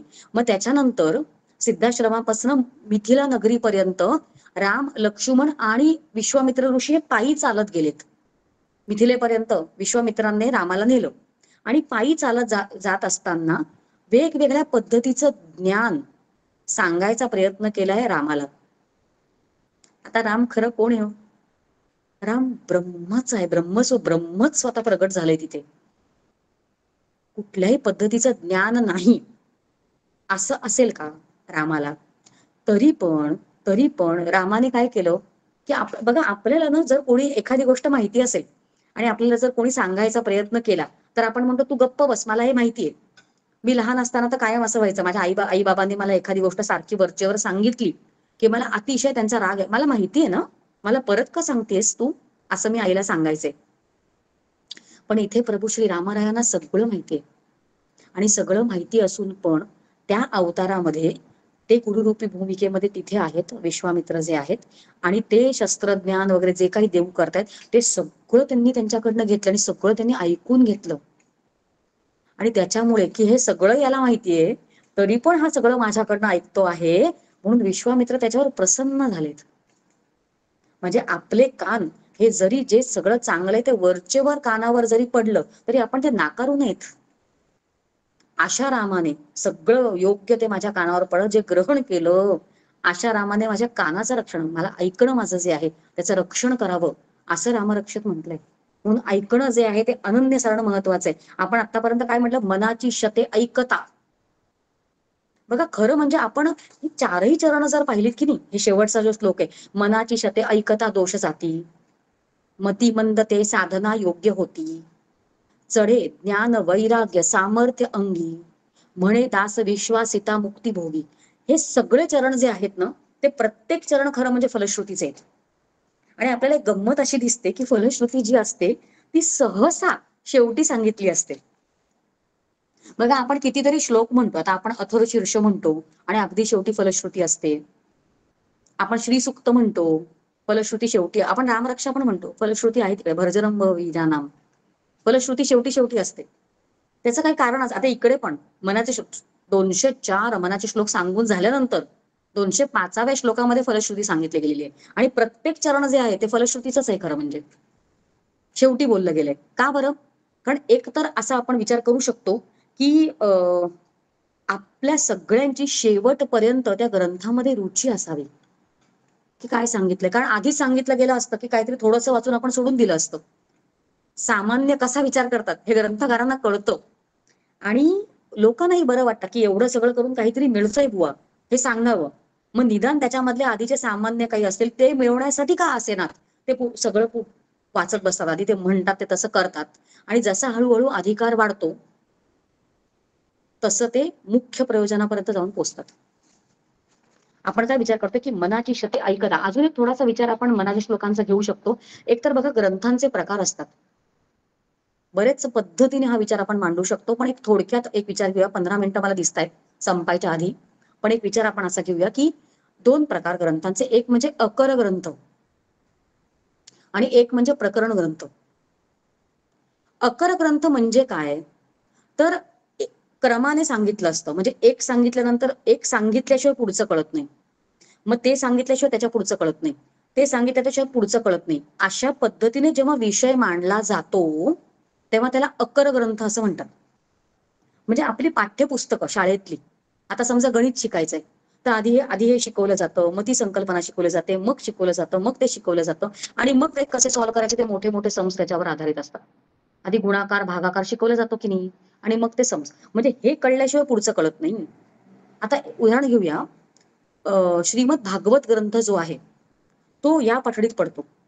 कारण श्रीमद भागवत हा ग्रंथ एवढा मोठा ग्रंथ आहे, 12 स्कंद आहेत आणि त्याच्यामध्ये दशम स्कंदामध्ये भगवंताचं खरं म्हणजे कृष्ण कथाच गायची आहे. कृष्ण कथाच गायची आहे भागवताला, पण भगवंताचा जन्मच होतोय दशम स्कंदामध्ये. त्याचं कारण असं की आधीच त्याचा जन्म केला असता तर योग्य पद्धतीने त्याचं स्वरूप कळलं नसतं. म्हणून आधी हे समजून घ्या, नंतर हे समजून घ्या, नंतर हे समजून घ्या, मग त्याचा जन्म, मग त्याचं स्वरूप. आधी त्याचं रूप, की तो रूपाने जन्माला आला, त्याने अवतार घेतला, आकाराने तो आला, सगुण साकार तो झाला, आणि निर्गुण निराकार त्याचं रूप कसं, हे एकादश स्कंद. एक कळल्याशिवाय पुढचं कळत नाही. अशा पद्धतीने जेव्हा विषय मांडला असतो तेव्हा त्याला अकर ग्रंथ म्हणतात. हा सगळा आपण विचार का केला, कारण दुसरा एक प्रकाराचा ग्रंथ असतो त्याला म्हणतात प्रकरण ग्रंथ. प्रत्येक विचार वेगवेगळा असतो आणि प्रत्येक विचार हा आपण स्वतंत्रपणे करायचा असतो, त्याला प्रकरण ग्रंथ असं म्हणतात. उदाहरणार्थ आता पंचदशी हा ग्रंथ आपण आता सुरू केलाय, संपूर्णपणे वेगळा. एका प्रकरणाचं दुसऱ्या प्रकरणाशी आपल्याला मदत होणार आहे त्याची नक्कीच, पण ते एकमेकांवर आधारित नाहीये, स्वतंत्रपणे एक विचार ते आपल्याला देतात. बघा, अजून एक आपल्याला माहिती असल्याचं उदाहरण ते म्हणजे तुकाराम गाथा. तुकाराम गाथेमध्ये एका मागोमाग एक अभंग येतात, पण ते तुकाराम महाराजांनी आता मी अभंग रचतो म्हणून मी एक ग्रंथ तयार करतो अशा पठडीत त्यांनी तयार नाही केलेत. ते एखादा त्यांचा अभंग त्यांच्या मुखातनं स्फुरण जेव्हा झालं तेव्हा सहज तो रचला गेला. कुठला तरी त्याच्या पुढचा अभंग जो आहे तो कुठल्या तरी वेगळ्याच वेळेला रचला गेला. आणि गाथा म्हणजे त्या सगळ्यांचं एकत्रित संकलन केलं गेलेलं आहे. म्हणजे एका अभंगाचा आणि दुसऱ्या अभंगाचा क्रमवारीने संबंध नाहीये, प्रत्येक अभंग वेगळा विचार देतोय. आपण आता हा विचार का केला, त्याचं कारण असं की मनाचे श्लोक जे आहेत ते प्रकरण ग्रंथामध्ये पडतात. प्रत्येक श्लोक जो आहे तो स्वतंत्रपणे शिकवतोय. प्रत्येक श्लोक बघा, आपल्याकडे आता आपण प्रवचन बाहेर जे ऐकतो ते एकच मधला श्लोक घेतला असून त्या श्लोकावर प्रवचन असतात, कारण तो एक परिपूर्ण विचार आपल्याला देऊ शकतो. म्हणून आपण मनाच्या श्लोकांना प्रकरण ग्रंथ अशा पद्धतीने बघायचंय. मनाची शते ऐकता दोष जाती. आणि दोष जाती म्हणजे काय हो, आता आपल्याला दोषांची यादी काय कमी पाठ आहे का? मध्ये काय ते षडविकार आपले जे आहेत ते काम क्रोध लोभ मद मोह मत्सर, हे 6 विकार. या 6 विकारांबद्दल खूप आतापर्यंत बोललं गेलेलं आहे, त्याच्याबद्दल आता काही बोलायची गरज नाहीये. आणि बघा, त्याला अगदी आपण लाईटली घेऊन कामा नाहीत. आता आपण त्याच्याबद्दल बोलणार नाही आहोत, म्हणजे ते काय पार करण्यासाठी सोपं आहे असं नाहीये, ते अवघडच आहे, त्याच्यामध्येच आपण अडकतोय पूर्ण आयुष्य. पण आपण आता या व्यासपीठावर इथे बोलत नाही आहोत, कारण या व्यासपीठावर त्याच्याबद्दल बोलून झालेलं आहे. नको रे मना क्रोध हा खेदकारी, नको रे मना कामना विकारी, जनी निंद्यते सर्व सोडून द्यावे. हे सगळे बघा, आपण जर विचार केला तर आपण एक म्हणजे या दोषांची यादी, म्हणजे समर्थांनी खरं म्हणजे एक दोषांची सूचीच आपल्या समोर ठेवलेली आहे. आपण काय करू शकतो की अगदी पहिल्या श्लोकापासून आपण पेन पेन्सिल घेऊन बसायचं ना, आणि मग समर्थांनी काय काय काय काय दोष दिलेले आहेत ते सगळे आपण लिहू, एक यादी करायची आपली. मग आता कायचे म्हटलं निंद्यते, निंदा करू नयेत, मग निंदा हा दोष झाला, मग मी निंदा असं माझ्या वहीमध्ये लिहिलं बरं का. मग मी त्याच्याबद्दल विचार करावा की निंदनीय असं मी किती किती वागत असते, किंवा निंदा मी किती करत असते.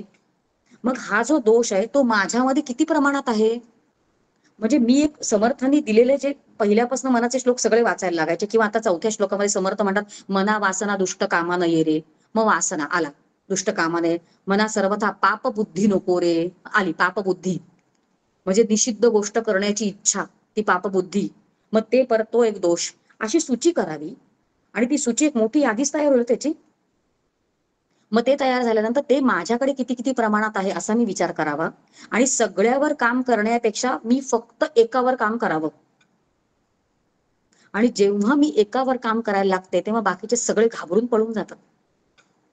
आहे अनुभव आपल्याला. बघा, आपण अजून एक दोष, एक थोडासा विचार, मगाशी जे म्हटलं की पारमार्थिक दप्तर वाढवणं, तर दोषाचा थोडासा वेगळ्या पद्धतीने विचार करूया बरं का. पंचदशी आठवते आहे मला, आणि पंचदशी आत्ताच आपण सुरू केलेली आहे. ज्यांनी आतापर्यंत पंचदशीमध्ये नाव नोंदवलेलं नाही त्यांनी कृपया करून नोंदवावं. आपल्या याच आयोजकांनी तो पंचदशीचा वर्ग चालू केलेला आहे आणि एकत्र आपण छान अभ्यास करू शकणार आहोत. आपल्या अभ्यासाची सोय उत्तम या आयोजकांनी केलेली आहे. शिवसमर्थ प्रतिष्ठानला खरंच मनापासून धन्यवाद. पंचदशी ग्रंथामध्ये आनंद प्रकरणे आणि त्या आनंद प्रकरणामध्ये ब्रह्मानंदे विषयानंदे असं एक प्रकरण आहे आणि त्याच्यामधला एक श्लोक जो आहे तो आता आपण दोष समजण्यासाठी घेणार आहोत. जरा वेगळ्या पद्धतीने आपण विचार करतो. तो श्लोक असं म्हणतो की व्याधी एकतर आपल्याला दोष घालवायचे. समर्थ म्हणतात की जर तुम्ही योग्य पद्धतीने हे श्लोक ऐकलेत आणि तसं आचरण केलं तर तुमचे दोष जातील. आणि आपण या श्लोकांमध्ये हे पण शिकलो मनाच्या श्लोकांचा अभ्यास करताना की आपल्याला 3 देह आहेत. आपल्याला 3 देह आहेत. मग आपल्याला स्थूल देह आहे, मग आपल्याला सूक्ष्म देह आहे आणि आपल्याला कारण देह आहे. कारण महाकारण जो देह असतो तो सिद्धांना असतो. त्या तुरीय अवस्थेबद्दल वगैरे आता सामान्यांचा विचार चाललाय, दोष घालवण्याचा विचार चाललाय. म्हणजे सामान्यांना 3 देह, स्थूल देह, सूक्ष्म देह आणि कारण देह. आणि तो जो विचार आहे जो पंचदशीमध्ये आलेला आहे तो या 3 देहांची दुःख सांगतो. आणि या 3 देहांची दुःख म्हणजेच ते या 3 देहांचे दोष असा अर्थ आपण लावूया त्याला. तो श्लोक असा आहे, व्याधयो धातू वैषम्ये स्थूल देहे स्थिता ज्वराहा.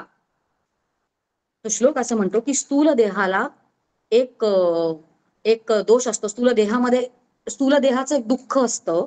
म्हणजे एक स्थूल देहाचं दुःख आहे जे आपल्या सगळ्यांना आहे बरं का. एक स्थूल देहाचं दुःख आहे, एक सूक्ष्म देहाचं दुःख आहे.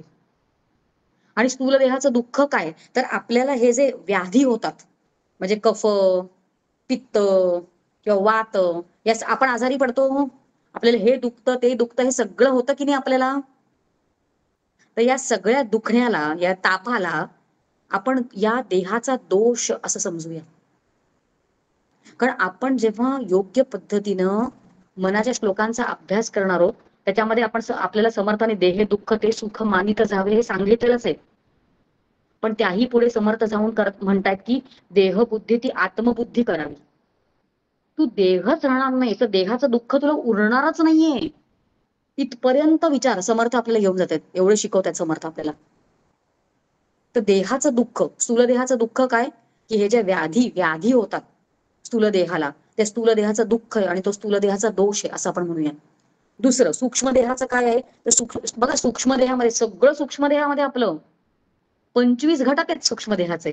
पंच ज्ञानेंद्रिय, पंच कर्मेंद्रिय, अंतःकरण, पंच प्राण, पंच विषय, हे सगळं सूक्ष्म देहातले घटक आहेत. आणि आपलं मन बुद्धी सगळं धुमाकूळ घालणारे लोक इकडे आहेत. मग काम, क्रोध, लोभ हे सगळे विकार जे आहेत ते सूक्ष्म देहाचे आहेत. आणि या सूक्ष्म देहाच्या विकारांना सूक्ष्म देहाचं दुःख म्हटलंय आणि आपण म्हणताना सूक्ष्म देहाचे ते दोष आहेत अशा अर्थाने विचार करतोय. आता हे कळतं स्थूल देहाचे दुःख किंवा स्थूल देहाचे दोष, सूक्ष्म देहाचे दोष, पण कारण देहाचे दोष. अहो कारण देह म्हणजे मी गाढ झोपले, तिकडे मी रूपाने उरलेलेच नाहीये. सगळं लयाला, माझं मन बुद्धी चित्त अहम सगळं लयाला गेलेलं आहे. वेगळेपणाने मी उरलेलेच नाही तिकडे. मग त्याला कसं काय दोष. तर शास्त्र त्या देहाचं दोष म्हणजे त्या देहाचं दुःख, त्या देहाला पण एक दुःख आहे असं शास्त्र बोलतं. तर पंचदशीमध्ये तो श्लोक तो असं म्हणतो की कारण देहाचं दुःख म्हणजे काय तर अज्ञान जे आहे. कारण अज्ञानात काय होतं हे आपण सगळं जे कर्म केलेलं असतं ते बीजावस्थेमध्ये जातं, बीज रूपात असतं ते. त्या अज्ञानामध्ये ते सगळं बीजावस्थेमध्ये असतं आणि काहीही संपलेलं नसतं. कारण आपण जेव्हा दुसऱ्या दिवशी परत जागे होणार तेव्हा ते बीजाचा परत त्याला मोहर फुटतो. आणि म्हणून अज्ञान जे आहे बीजावस्थेमध्ये सगळं जे गेलेलं आहे त्याला त्या देहाचं दुःख म्हटलंय. आणि समर्थ जेव्हा म्हणतात विश्वासाने म्हणतात की म्हणे दास विश्वासिता मुक्ती भोगी, तेव्हा आपल्याला जी मुक्ती भोगायची आहे ती संपूर्ण पूर्ण मुक्ती. म्हणजे मुक्तीचे पण 4 प्रकार आहेत ते आपल्याला माहिती आहे की एक म्हणजे सलोकता, समीपता आणि तिसरं काय काय स्वरूपता. स्वरूप नाही, स्वरूप, दोन्ही म्हणू शकतो, स्वरूपता. आणि शेवटी जी आहे ती आहे सायोज्य. आणि आधीच्या ज्या आहेत त्या सगळ्या सापेक्ष मुक्ती आहेत. म्हणून शेवटची मुक्ती जी आहे सायोज्य मुक्ती, त्या भगवंताशी जाऊन जुळायचाच आपण, आणि तो आणि मी एकच व्हायचं. अशा पद्धतीने मनाचे श्लोक आपल्याला तिथपर्यंत घेऊन जातात. सगळ्या देहांची दुःख काढतात आपली बाहेर ते. जर तसा आपण जर त्या मनाच्या श्लोकांचा अभ्यास केला तर मनाची शते ऐकता दोष जाती, आणि पुढे काय, मतिमंद ते साधना योग्य होती. आता मतिमंद अजून एक 2 मिनिटं घेते बरं का. माझ्या घड्याळात पाऊण तास 1.25 होतोय, आणि पुढचं आपण 15 मिनिटांचं सत्र जे असतं ते आपण प्रश्न उत्तराला ठेवलं असतं. पण प्रश्न उत्तर आत्ता जर नाही घेऊ शकलो, घेऊ बहुतेक आपण 5 मिनिटात विषय संपवतीये, पण जर नाही घेऊ शकलो तर आपला ग्रुप आहेच. पुढचं चरण जे आहे ते आहे मतिमंद ते साधना योग्य होती. आता मतिमंद म्हणजे एकतर आपण असं समजू शकतो की ज्यांची मती जी आहे ती मंद आहे, याचा अर्थ ज्यांना सूक्ष्मातलं कळत नाही ते. मग जर आपण पहिल्यापासून योग्य पद्धतीने अभ्यास करत आलो, बघा आचरणामध्ये फरक पडतो. आपण उपासना शिकत गेलो आणि सगळं जर त्या पद्धतीने आपण केलं तर सूक्ष्मातलं सगळं आपल्याला कळायला लागतं की नक्की या ग्रंथाला काय शिकवायचंय. आणि आपण आपली मती मंद न राहता सूक्ष्मातलं सगळं ज्ञान ग्रहण करण्यासाठी ती तयार होते. हा एक अर्थ. ते साधना, जे मुख्य साधना करायचे त्याच्यासाठी ते प्रवृत्त होतात साधक जे असतात ते साधना योग्य होती. अजून एक अर्थ मतिमंदाचा समजून घ्यायचा आहे, तो म्हणजे की लौकिकात कितीही हुशार आहे एखादा माणूस, लौकिकात कितीही मोठी उपाधी मिळालेली आहे, म्हणजे खूप शिक्षण झालं, खूप पैसा मिळवला, किंवा काय डेझिग्नेशन्स, सत्ता, संपत्ती, एखादा एक मान, सन्मान, विशिष्ट व्यवहारामध्ये वावरताना, लौकिकात संसारात वावरताना हे सगळं प्रतिष्ठा मिळाली, पण ती जर फक्त लौकिक असेल आणि तिकडे भगवंत विचार नसेल किंवा स्वस्वरूपाला जाणण्याविषयी जर काहीही नसेल तर यांना पण शास्त्र मतिमंदच म्हणतं. आणि अशा मनांनी जर आपलं मुख थोडं का असेना जर ते मनाच्या श्लोकांकडे वळवलं तर असं म्हटलंय की मनाची शते ऐकता दोष जाती, मतिमंद ते साधना योग्य होती. आणि पुढे असं लिहिलंय की चढे ज्ञान वैराग्य सामर्थ्य अंगी. काय सुंदर बोलतायत मनाचे श्लोक. बघा थोडासा विचार करा, सूक्ष्मातला विचार आहे की समर्थांनी ही जी क्रमवारी सांगितली आहे त्याच्यामध्ये ज्ञान, 3 गोष्टी, ज्ञान वैराग्य सामर्थ्य असं म्हटलंय, बरोबर. तर खरं म्हणजे जे मुख्य ज्ञानाचा अर्थ आहे की पाहावे आपणासी आपण या, कारण ज्ञान हा शब्द वेगवेगळा कॉन्टेक्स्ट बदलला की अर्थ बदलतो. आणि आपण ज्ञानाचा जर मुख्य अर्थ लावला जो समर्थांनी सांगितलं की पाहावे आपणासी आपण या नाव ज्ञान, असं ज्ञान जर आपल्याला इथे मिळालं म्हणजे चढे ज्ञान, तर पुढचं काही मिळायची गरज नाहीये, कारण ते आधी असणारच आहे म्हणून ज्ञान मिळालं. या क्रमाचा विचार करूया. ज्ञान वैराग्य सामर्थ्य. तर ज्ञान मिळाल्यानंतर वैराग्य आणि सामर्थ्याचं घेऊन करायचं काय, असा प्रश्न आपण स्वतःला विचारावा. मग इथे आपण जेव्हा विचार करतो या मनाच्या श्लोकाचा तेव्हा आपण असं म्हणायचं की इथं ज्ञान शब्दाचा अर्थ विवेक असा आहे. म्हणजे आपण योग्य पद्धतीने जेव्हा मनाच्या श्लोकांचा अभ्यास करतो तेव्हा चढे विवेक करण्याची क्षमता आपली आहे. आणि विवेक म्हणजे काय ते आता आपण सगळा विचार करून आलो आहोत. आपल्याला कळतंय विवेक म्हणजे दोन टप्पे विवेक करणं, पृथक्करण आणि निवड, 2 टप्पे, 2 स्टेप्स. त्याच्यामध्ये पहिली स्टेप जी आहे ती आहे पृथक्करण. आधी 2 करा, तर निवड कशामधनं करायची आहे. जर परिस्थिती आहे, व्यक्ती आहे, विचार आहे, आधी त्याला 2 आत्मा आणि अनात्मा असा 2 विचार, सार किंवा असार, सारासार विचार, आपण आधी 2 भाग पाडा द्यायचे आणि त्या दोनामधनं जे योग्य आहे ते निवडावं आणि त्याला म्हणतात विवेक. म्हणून चढे ज्ञान वैराग्य, कारण समर्थांचा विवेक आणि वैराग्य हा लाडका शब्द आहे. म्हणून इथे चढे विवेक वैराग्य सामर्थ्य, त्याच्यामुळे ते सामर्थ्य मिळतं की आपण भगवंताशी एकरूप होऊ शकतो. चढे ज्ञान वैराग्य सामर्थ्य अंगी म्हणे दास विश्वासिता मुक्ती भोगी. बघा विश्वासाने ते सांगतायत आणि तसा विश्वास आपण समर्थांवर ठेवला पाहिजे. कारण भगवद्गीता म्हणते श्रद्धावान लभते ज्ञानम. श्रद्धाच नसेल तर हे सगळं कोलमडून पडेल. आणि फक्त श्रद्धा असेल तर सगळं काम होतंय आपलं पुढे. म्हणून समर्थ म्हणतात, म्हणे दास विश्वासिता मुक्ती भोगी. आणि मुक्तीचे पण प्रकार आपण मगाशी काही बोललो, पण एक क्रममुक्ती म्हणून एक मुक्ती आहे की ती आपण या एका देहामधनं सुटतो, पण जेव्हा ब्रह्मदेव स्वतः मुक्त होतो, म्हणजे तेव्हा सगळी सृष्टी गुंडाळतो, तेव्हा तो आपल्याला मुक्त करतो. अशा एका जर आपण कर्म मार्गाने गेलो, जर आपण उपासना मार्गाने गेलो, तर त्याला क्रममुक्ती म्हटलंय शास्त्राने.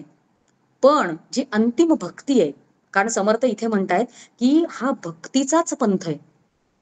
मना सज्जना, जे समर्थांनी म्हटलंय, मना सज्जना भक्ती पंथेची जावे. भक्ती पंथेची चकार आहे तिकडे. आणि हा जो भक्त आहे, हा समर्थांचा जो भक्त आहे, तो ज्ञानीच भक्त आहे. आणि जो ज्ञानी आहे तो भक्त आहे, जो भक्त आहे तो ज्ञानी आहे. आणि अशा पद्धतीने आपण इथं इथं जे बोललं गेलेलं आहे ते क्रममुक्तीबद्दल न बोलता इथे सद्योमुक्तीबद्दल बोल. आत्ताची मुक्ती, रोकडा रोकडा परमार्थ. परमपूज्य डॉक्टर काकांचा आवडता शब्द आहे रोकडा परमार्थ. याची देही, याची डोळा, भोगी मुक्तीचा सोहळा, असं म्हणतायत संत सगळे. तर आपण सगळ्यांनी या मोक्षाचे अधिकारी होऊया. आणि ज्या पद्धतीनं या सगळ्या शास्त्रीय ग्रंथांनी आणि संतांनी हे सगळे विचार आपल्याला दिलेले आहेत, त्याचा योग्य पद्धतीने आपण आत्मसात करूया आणि आपण तेच होऊया. ते आपण स्वात्मतया, असं जे सुरुवातीला आपण व्याख्या म्हटली, प्रयोजनाची व्याख्या आपण जी घेतली, ते प्रयोजन आपल्या सगळ्यांसाठी सफल व्हावं आणि ते मुख्य फल जे आहे ते आपल्या सगळ्यांना प्राप्त व्हावं, अशी समर्थचरणी आपण सगळ्यांनी मिळून प्रार्थना करूया. हे विचार मात्र इकडे थांबवते. काही आपण प्रश्न असतील तर घेऊ शकतो, नाहीतर आपला कॉल बहुतेक आपला जो ग्रुप आहे तो आयोजकांकडनं खुला करण्यात येईल आणि तिकडे आपण प्रश्न घेऊ शकू. आता मात्र इकडेच थांबते. इति शम. जय जय रघुवीर समर्थ.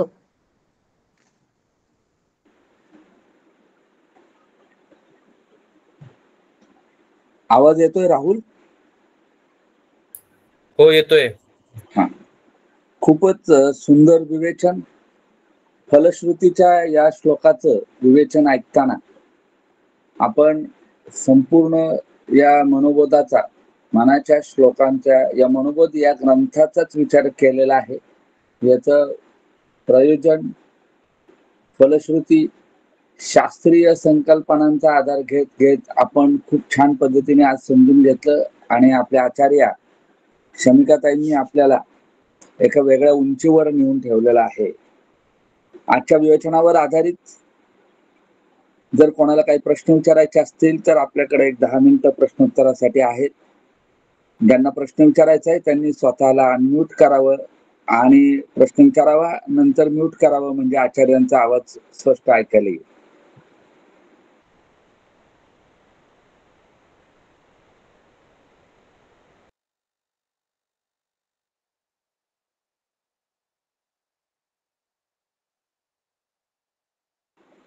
गौरीताई, तुम्हाला काही विचारायचं असेल तर म्यूट करा, अनम्यूट करा आणि विचारा. हा, हरिओम.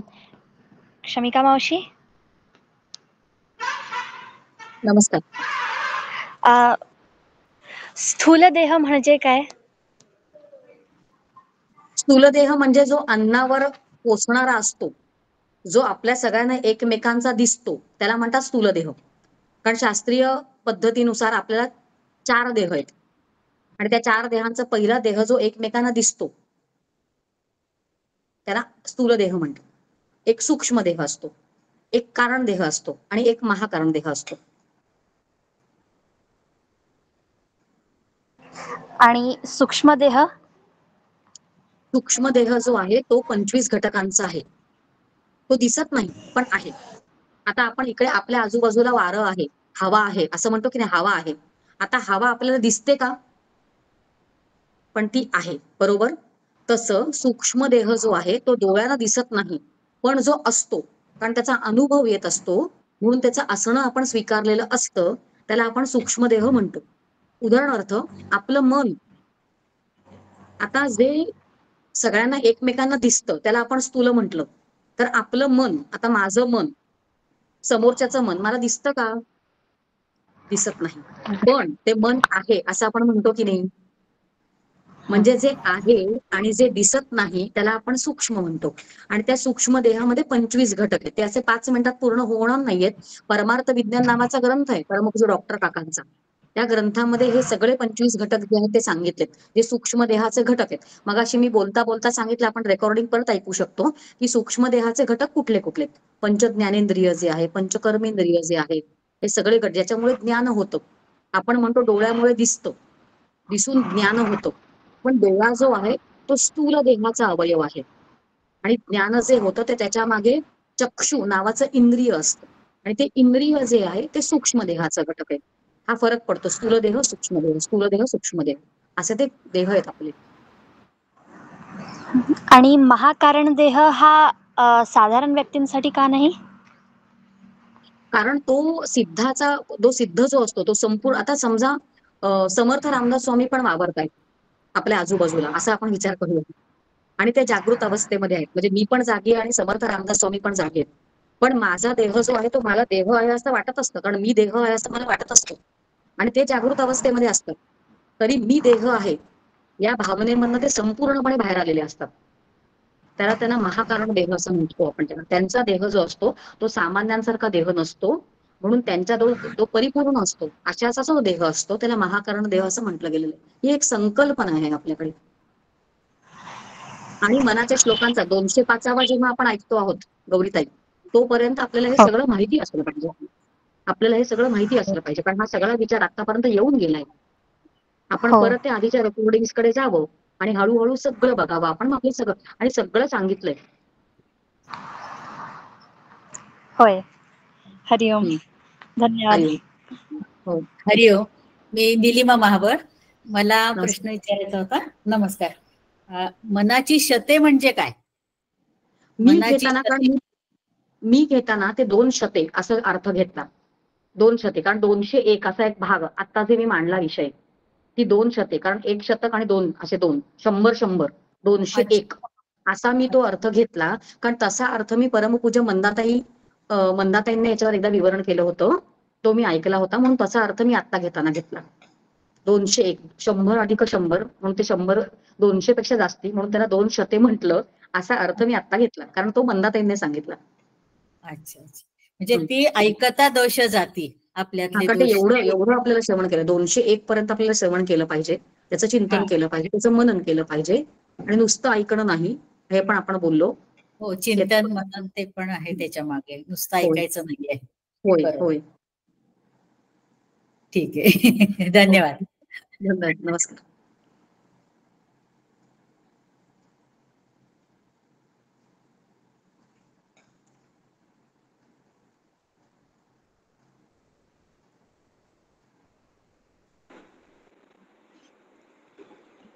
कोणाला काही प्रश्न विचारायचा असेल तर विचारू शकता. अजून एखादा प्रश्न घेऊ शकतो. तोपर्यंत 1-2 सूचना सर्व साधकांसाठी. प्रस्थानत्रयी अभ्यास वर्गाच्या या उपक्रमामध्ये आपण मनाचे श्लोकांचा अभ्यास पूर्ण केलेला आहे. समर्थ प्रस्थानत्रयी मधला पहिला ग्रंथ मनोबोध आपण आज पूर्ण केलेला आहे. आपण हा उपक्रम चालू करताना एका वेगळ्या पद्धतीने अभ्यास करण्याच्या पद्धत अवलंबलेली आहे. 5-5 जणांचे आपण गट तयार करून या गटांमध्ये दिलेला जो अभ्यासक्रम आहे त्याचं वाचन करून त्यांच्यामध्ये आपापसामध्ये एक सत्र व्हावं, त्यांच्यामध्ये इंटरॅक्टिव्ह सेशन, परस्पर संवाद असा साधण्याचा प्रयत्न करावा. मला काय समजलंय, मला काय नाही समजलं आहे, अशा पद्धतीने तो संवाद व्हावा. म्हणून 5-5 जणांचे गट करून आपण त्यांच्यामध्ये त्यांनी चर्चा करावी, या पद्धतीने ही संकल्पना राबवण्यात आली होती. अनेक गटांनी खूप छान पद्धतीने अभ्यास केलेला आहे. बरेच गट म्हणजे सुरुवातीला 59 गटांची नोंदणी झालेली आहे, पण पुढे बरेच जण याच्यामध्ये उपस्थित राहताना दिसले नाहीत. परंतु अशा अनेक लोकांचं श्रवण चालू आहे, या संकल्पनेनुसार अभ्यास चालू नाही आहे. अशाही काही लोकांना, सर्वांना मी आवाहन करतो आहे की आता आपण साधारण पुढच्या महिन्यापासून दासबोधाच्या अभ्यासाला सुरुवात करणार आहोत आणि दासबोधाचा अभ्यास सुरुवात करताना आपण आणखीन काही नवीन पद्धतीने अभ्यास करणार आहोत.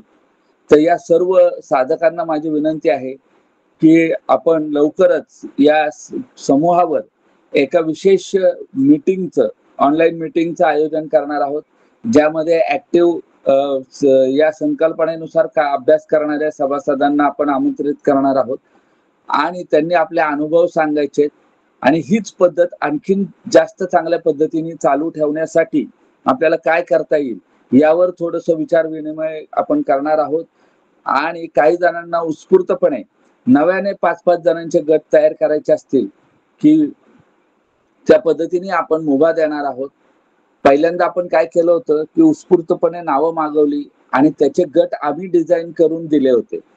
आता आपण असं करणार आहोत की ज्या साधकांना स्वतःचा 5 जणांचा गट तयार होतोय आणि त्यांनी फक्त आम्हाला कळवावं की आम्ही 5 जण या उपक्रमामध्ये नव्याने जॉईन होतो आहोत, हा 5 जणांचा आमचा गट असेल, अशी पण सवलत देणार आहोत. व्यवस्था करण्यात येणार आहे. आणि दासबोधाचाही अभ्यास आपण आणखीन वेगळ्या पद्धतीने करणार आहोत. एक समास अभ्यासत 200 समासांचा अभ्यास सिरियली न करता आपण दासबोधाचेही विषयानुसार गट तयार करून समासांचे त्या गटानुसार दासबोध अभ्यासणार आहोत. खूप छान पद्धतीने आपण दासबोधाचा अभ्यास करणार आहोत. त्यामुळे दासबोधाचा पारायण केलेली मंडळी भरपूर असतील, दासबोध वाचलेले पण असतील, परंतु दासबोधातल्या सर्व विषयांची एक सूची तयार करून विषयानुसार समासांचे गट करून आपण अभ्यासणार आहोत. त्यामुळे या वर्गाला आणखीन चांगलं स्वरूप प्राप्त करून देण्यासाठी सर्व साधकांची मदत हवी आहे. ज्यांना कोणाला या पद्धतीमध्ये अभ्यास करायचा आहे, आणखीन काही जणांना समाविष्ट करून घ्यायचा आहे, अशा सर्वांनी व्हॉट्सअपच्या माध्यमातून संपर्क साधावा आणि लवकरच आपण जी मीटिंग घेणार आहोत त्याला उपस्थित राहून आपले विचार मांडावेत आणि लवकरच पुढच्या अभ्यासाची दिशा आणि स्वरूप या समूहावर कळवण्यात येईल आणि दासबोधाचा अभ्यास आपण चालू करूया. आणखीन एखादा कोणाला प्रश्न असेल तर अवश्य विचारू शकता. एखादा प्रश्न घेऊन आपण थांबूया.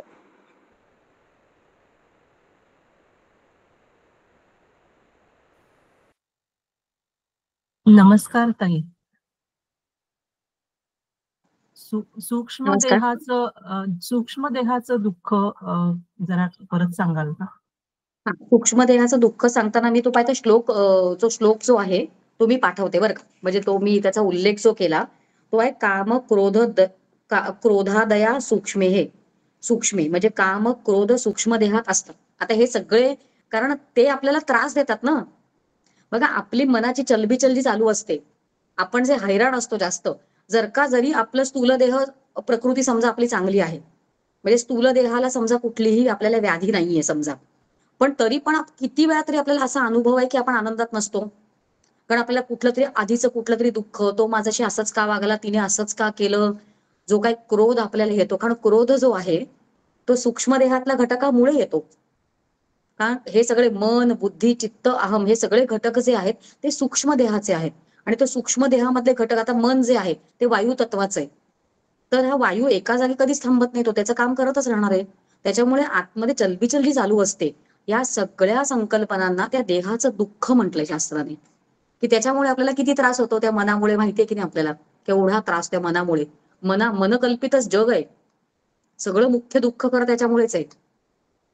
जरी समजा स्थूल देहाला त्रास झाला असेल, होत असेल समजा, आणि मनाने ते स्वीकारलं नाही तर तो त्रास होत नाही. सगळं त्या म्हणजे सूक्ष्म देहाच्या घटकांवर सगळं म्हणजे खरं म्हणजे अवलंबून आहे. पण जर आपण त्रास करून घेत राहिलो तर ते त्याचं दुःख आहे आणि तो त्याचा दोष आहे, असा एक विचार इथे मांडला. आणि मी काय करीन की आपला आता कॉल झाल्यानंतर ग्रुपमध्ये तो श्लोक कुठला आहे त्याचा फोटो पाठवते, म्हणजे तो आपल्या आधाराला असेल.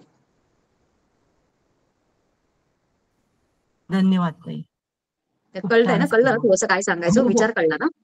हो नक्कीच कळला की म्हणजे मनाचंच आपलं आंदोलन चाललेलं असतं. मन आहे ना तिकडे आणि तेच त्रास देतं आपल्याला. शारीरिक दुःख आपण मनाने नाही स्वीकारलं तर ते आपलं म्हणजे नाहीच आहे दुःख. आणि नसताना पण मनाने घेतलेलं असतं म्हणून दुःख असतं. तर हे सगळे शरीर त्या देहाचे दुःख आहेत असं म्हटलंय शास्त्राने. खूप छान समजवलं. धन्यवाद. खरं आणि इतके छान विचार आहे ते सगळे खरंच.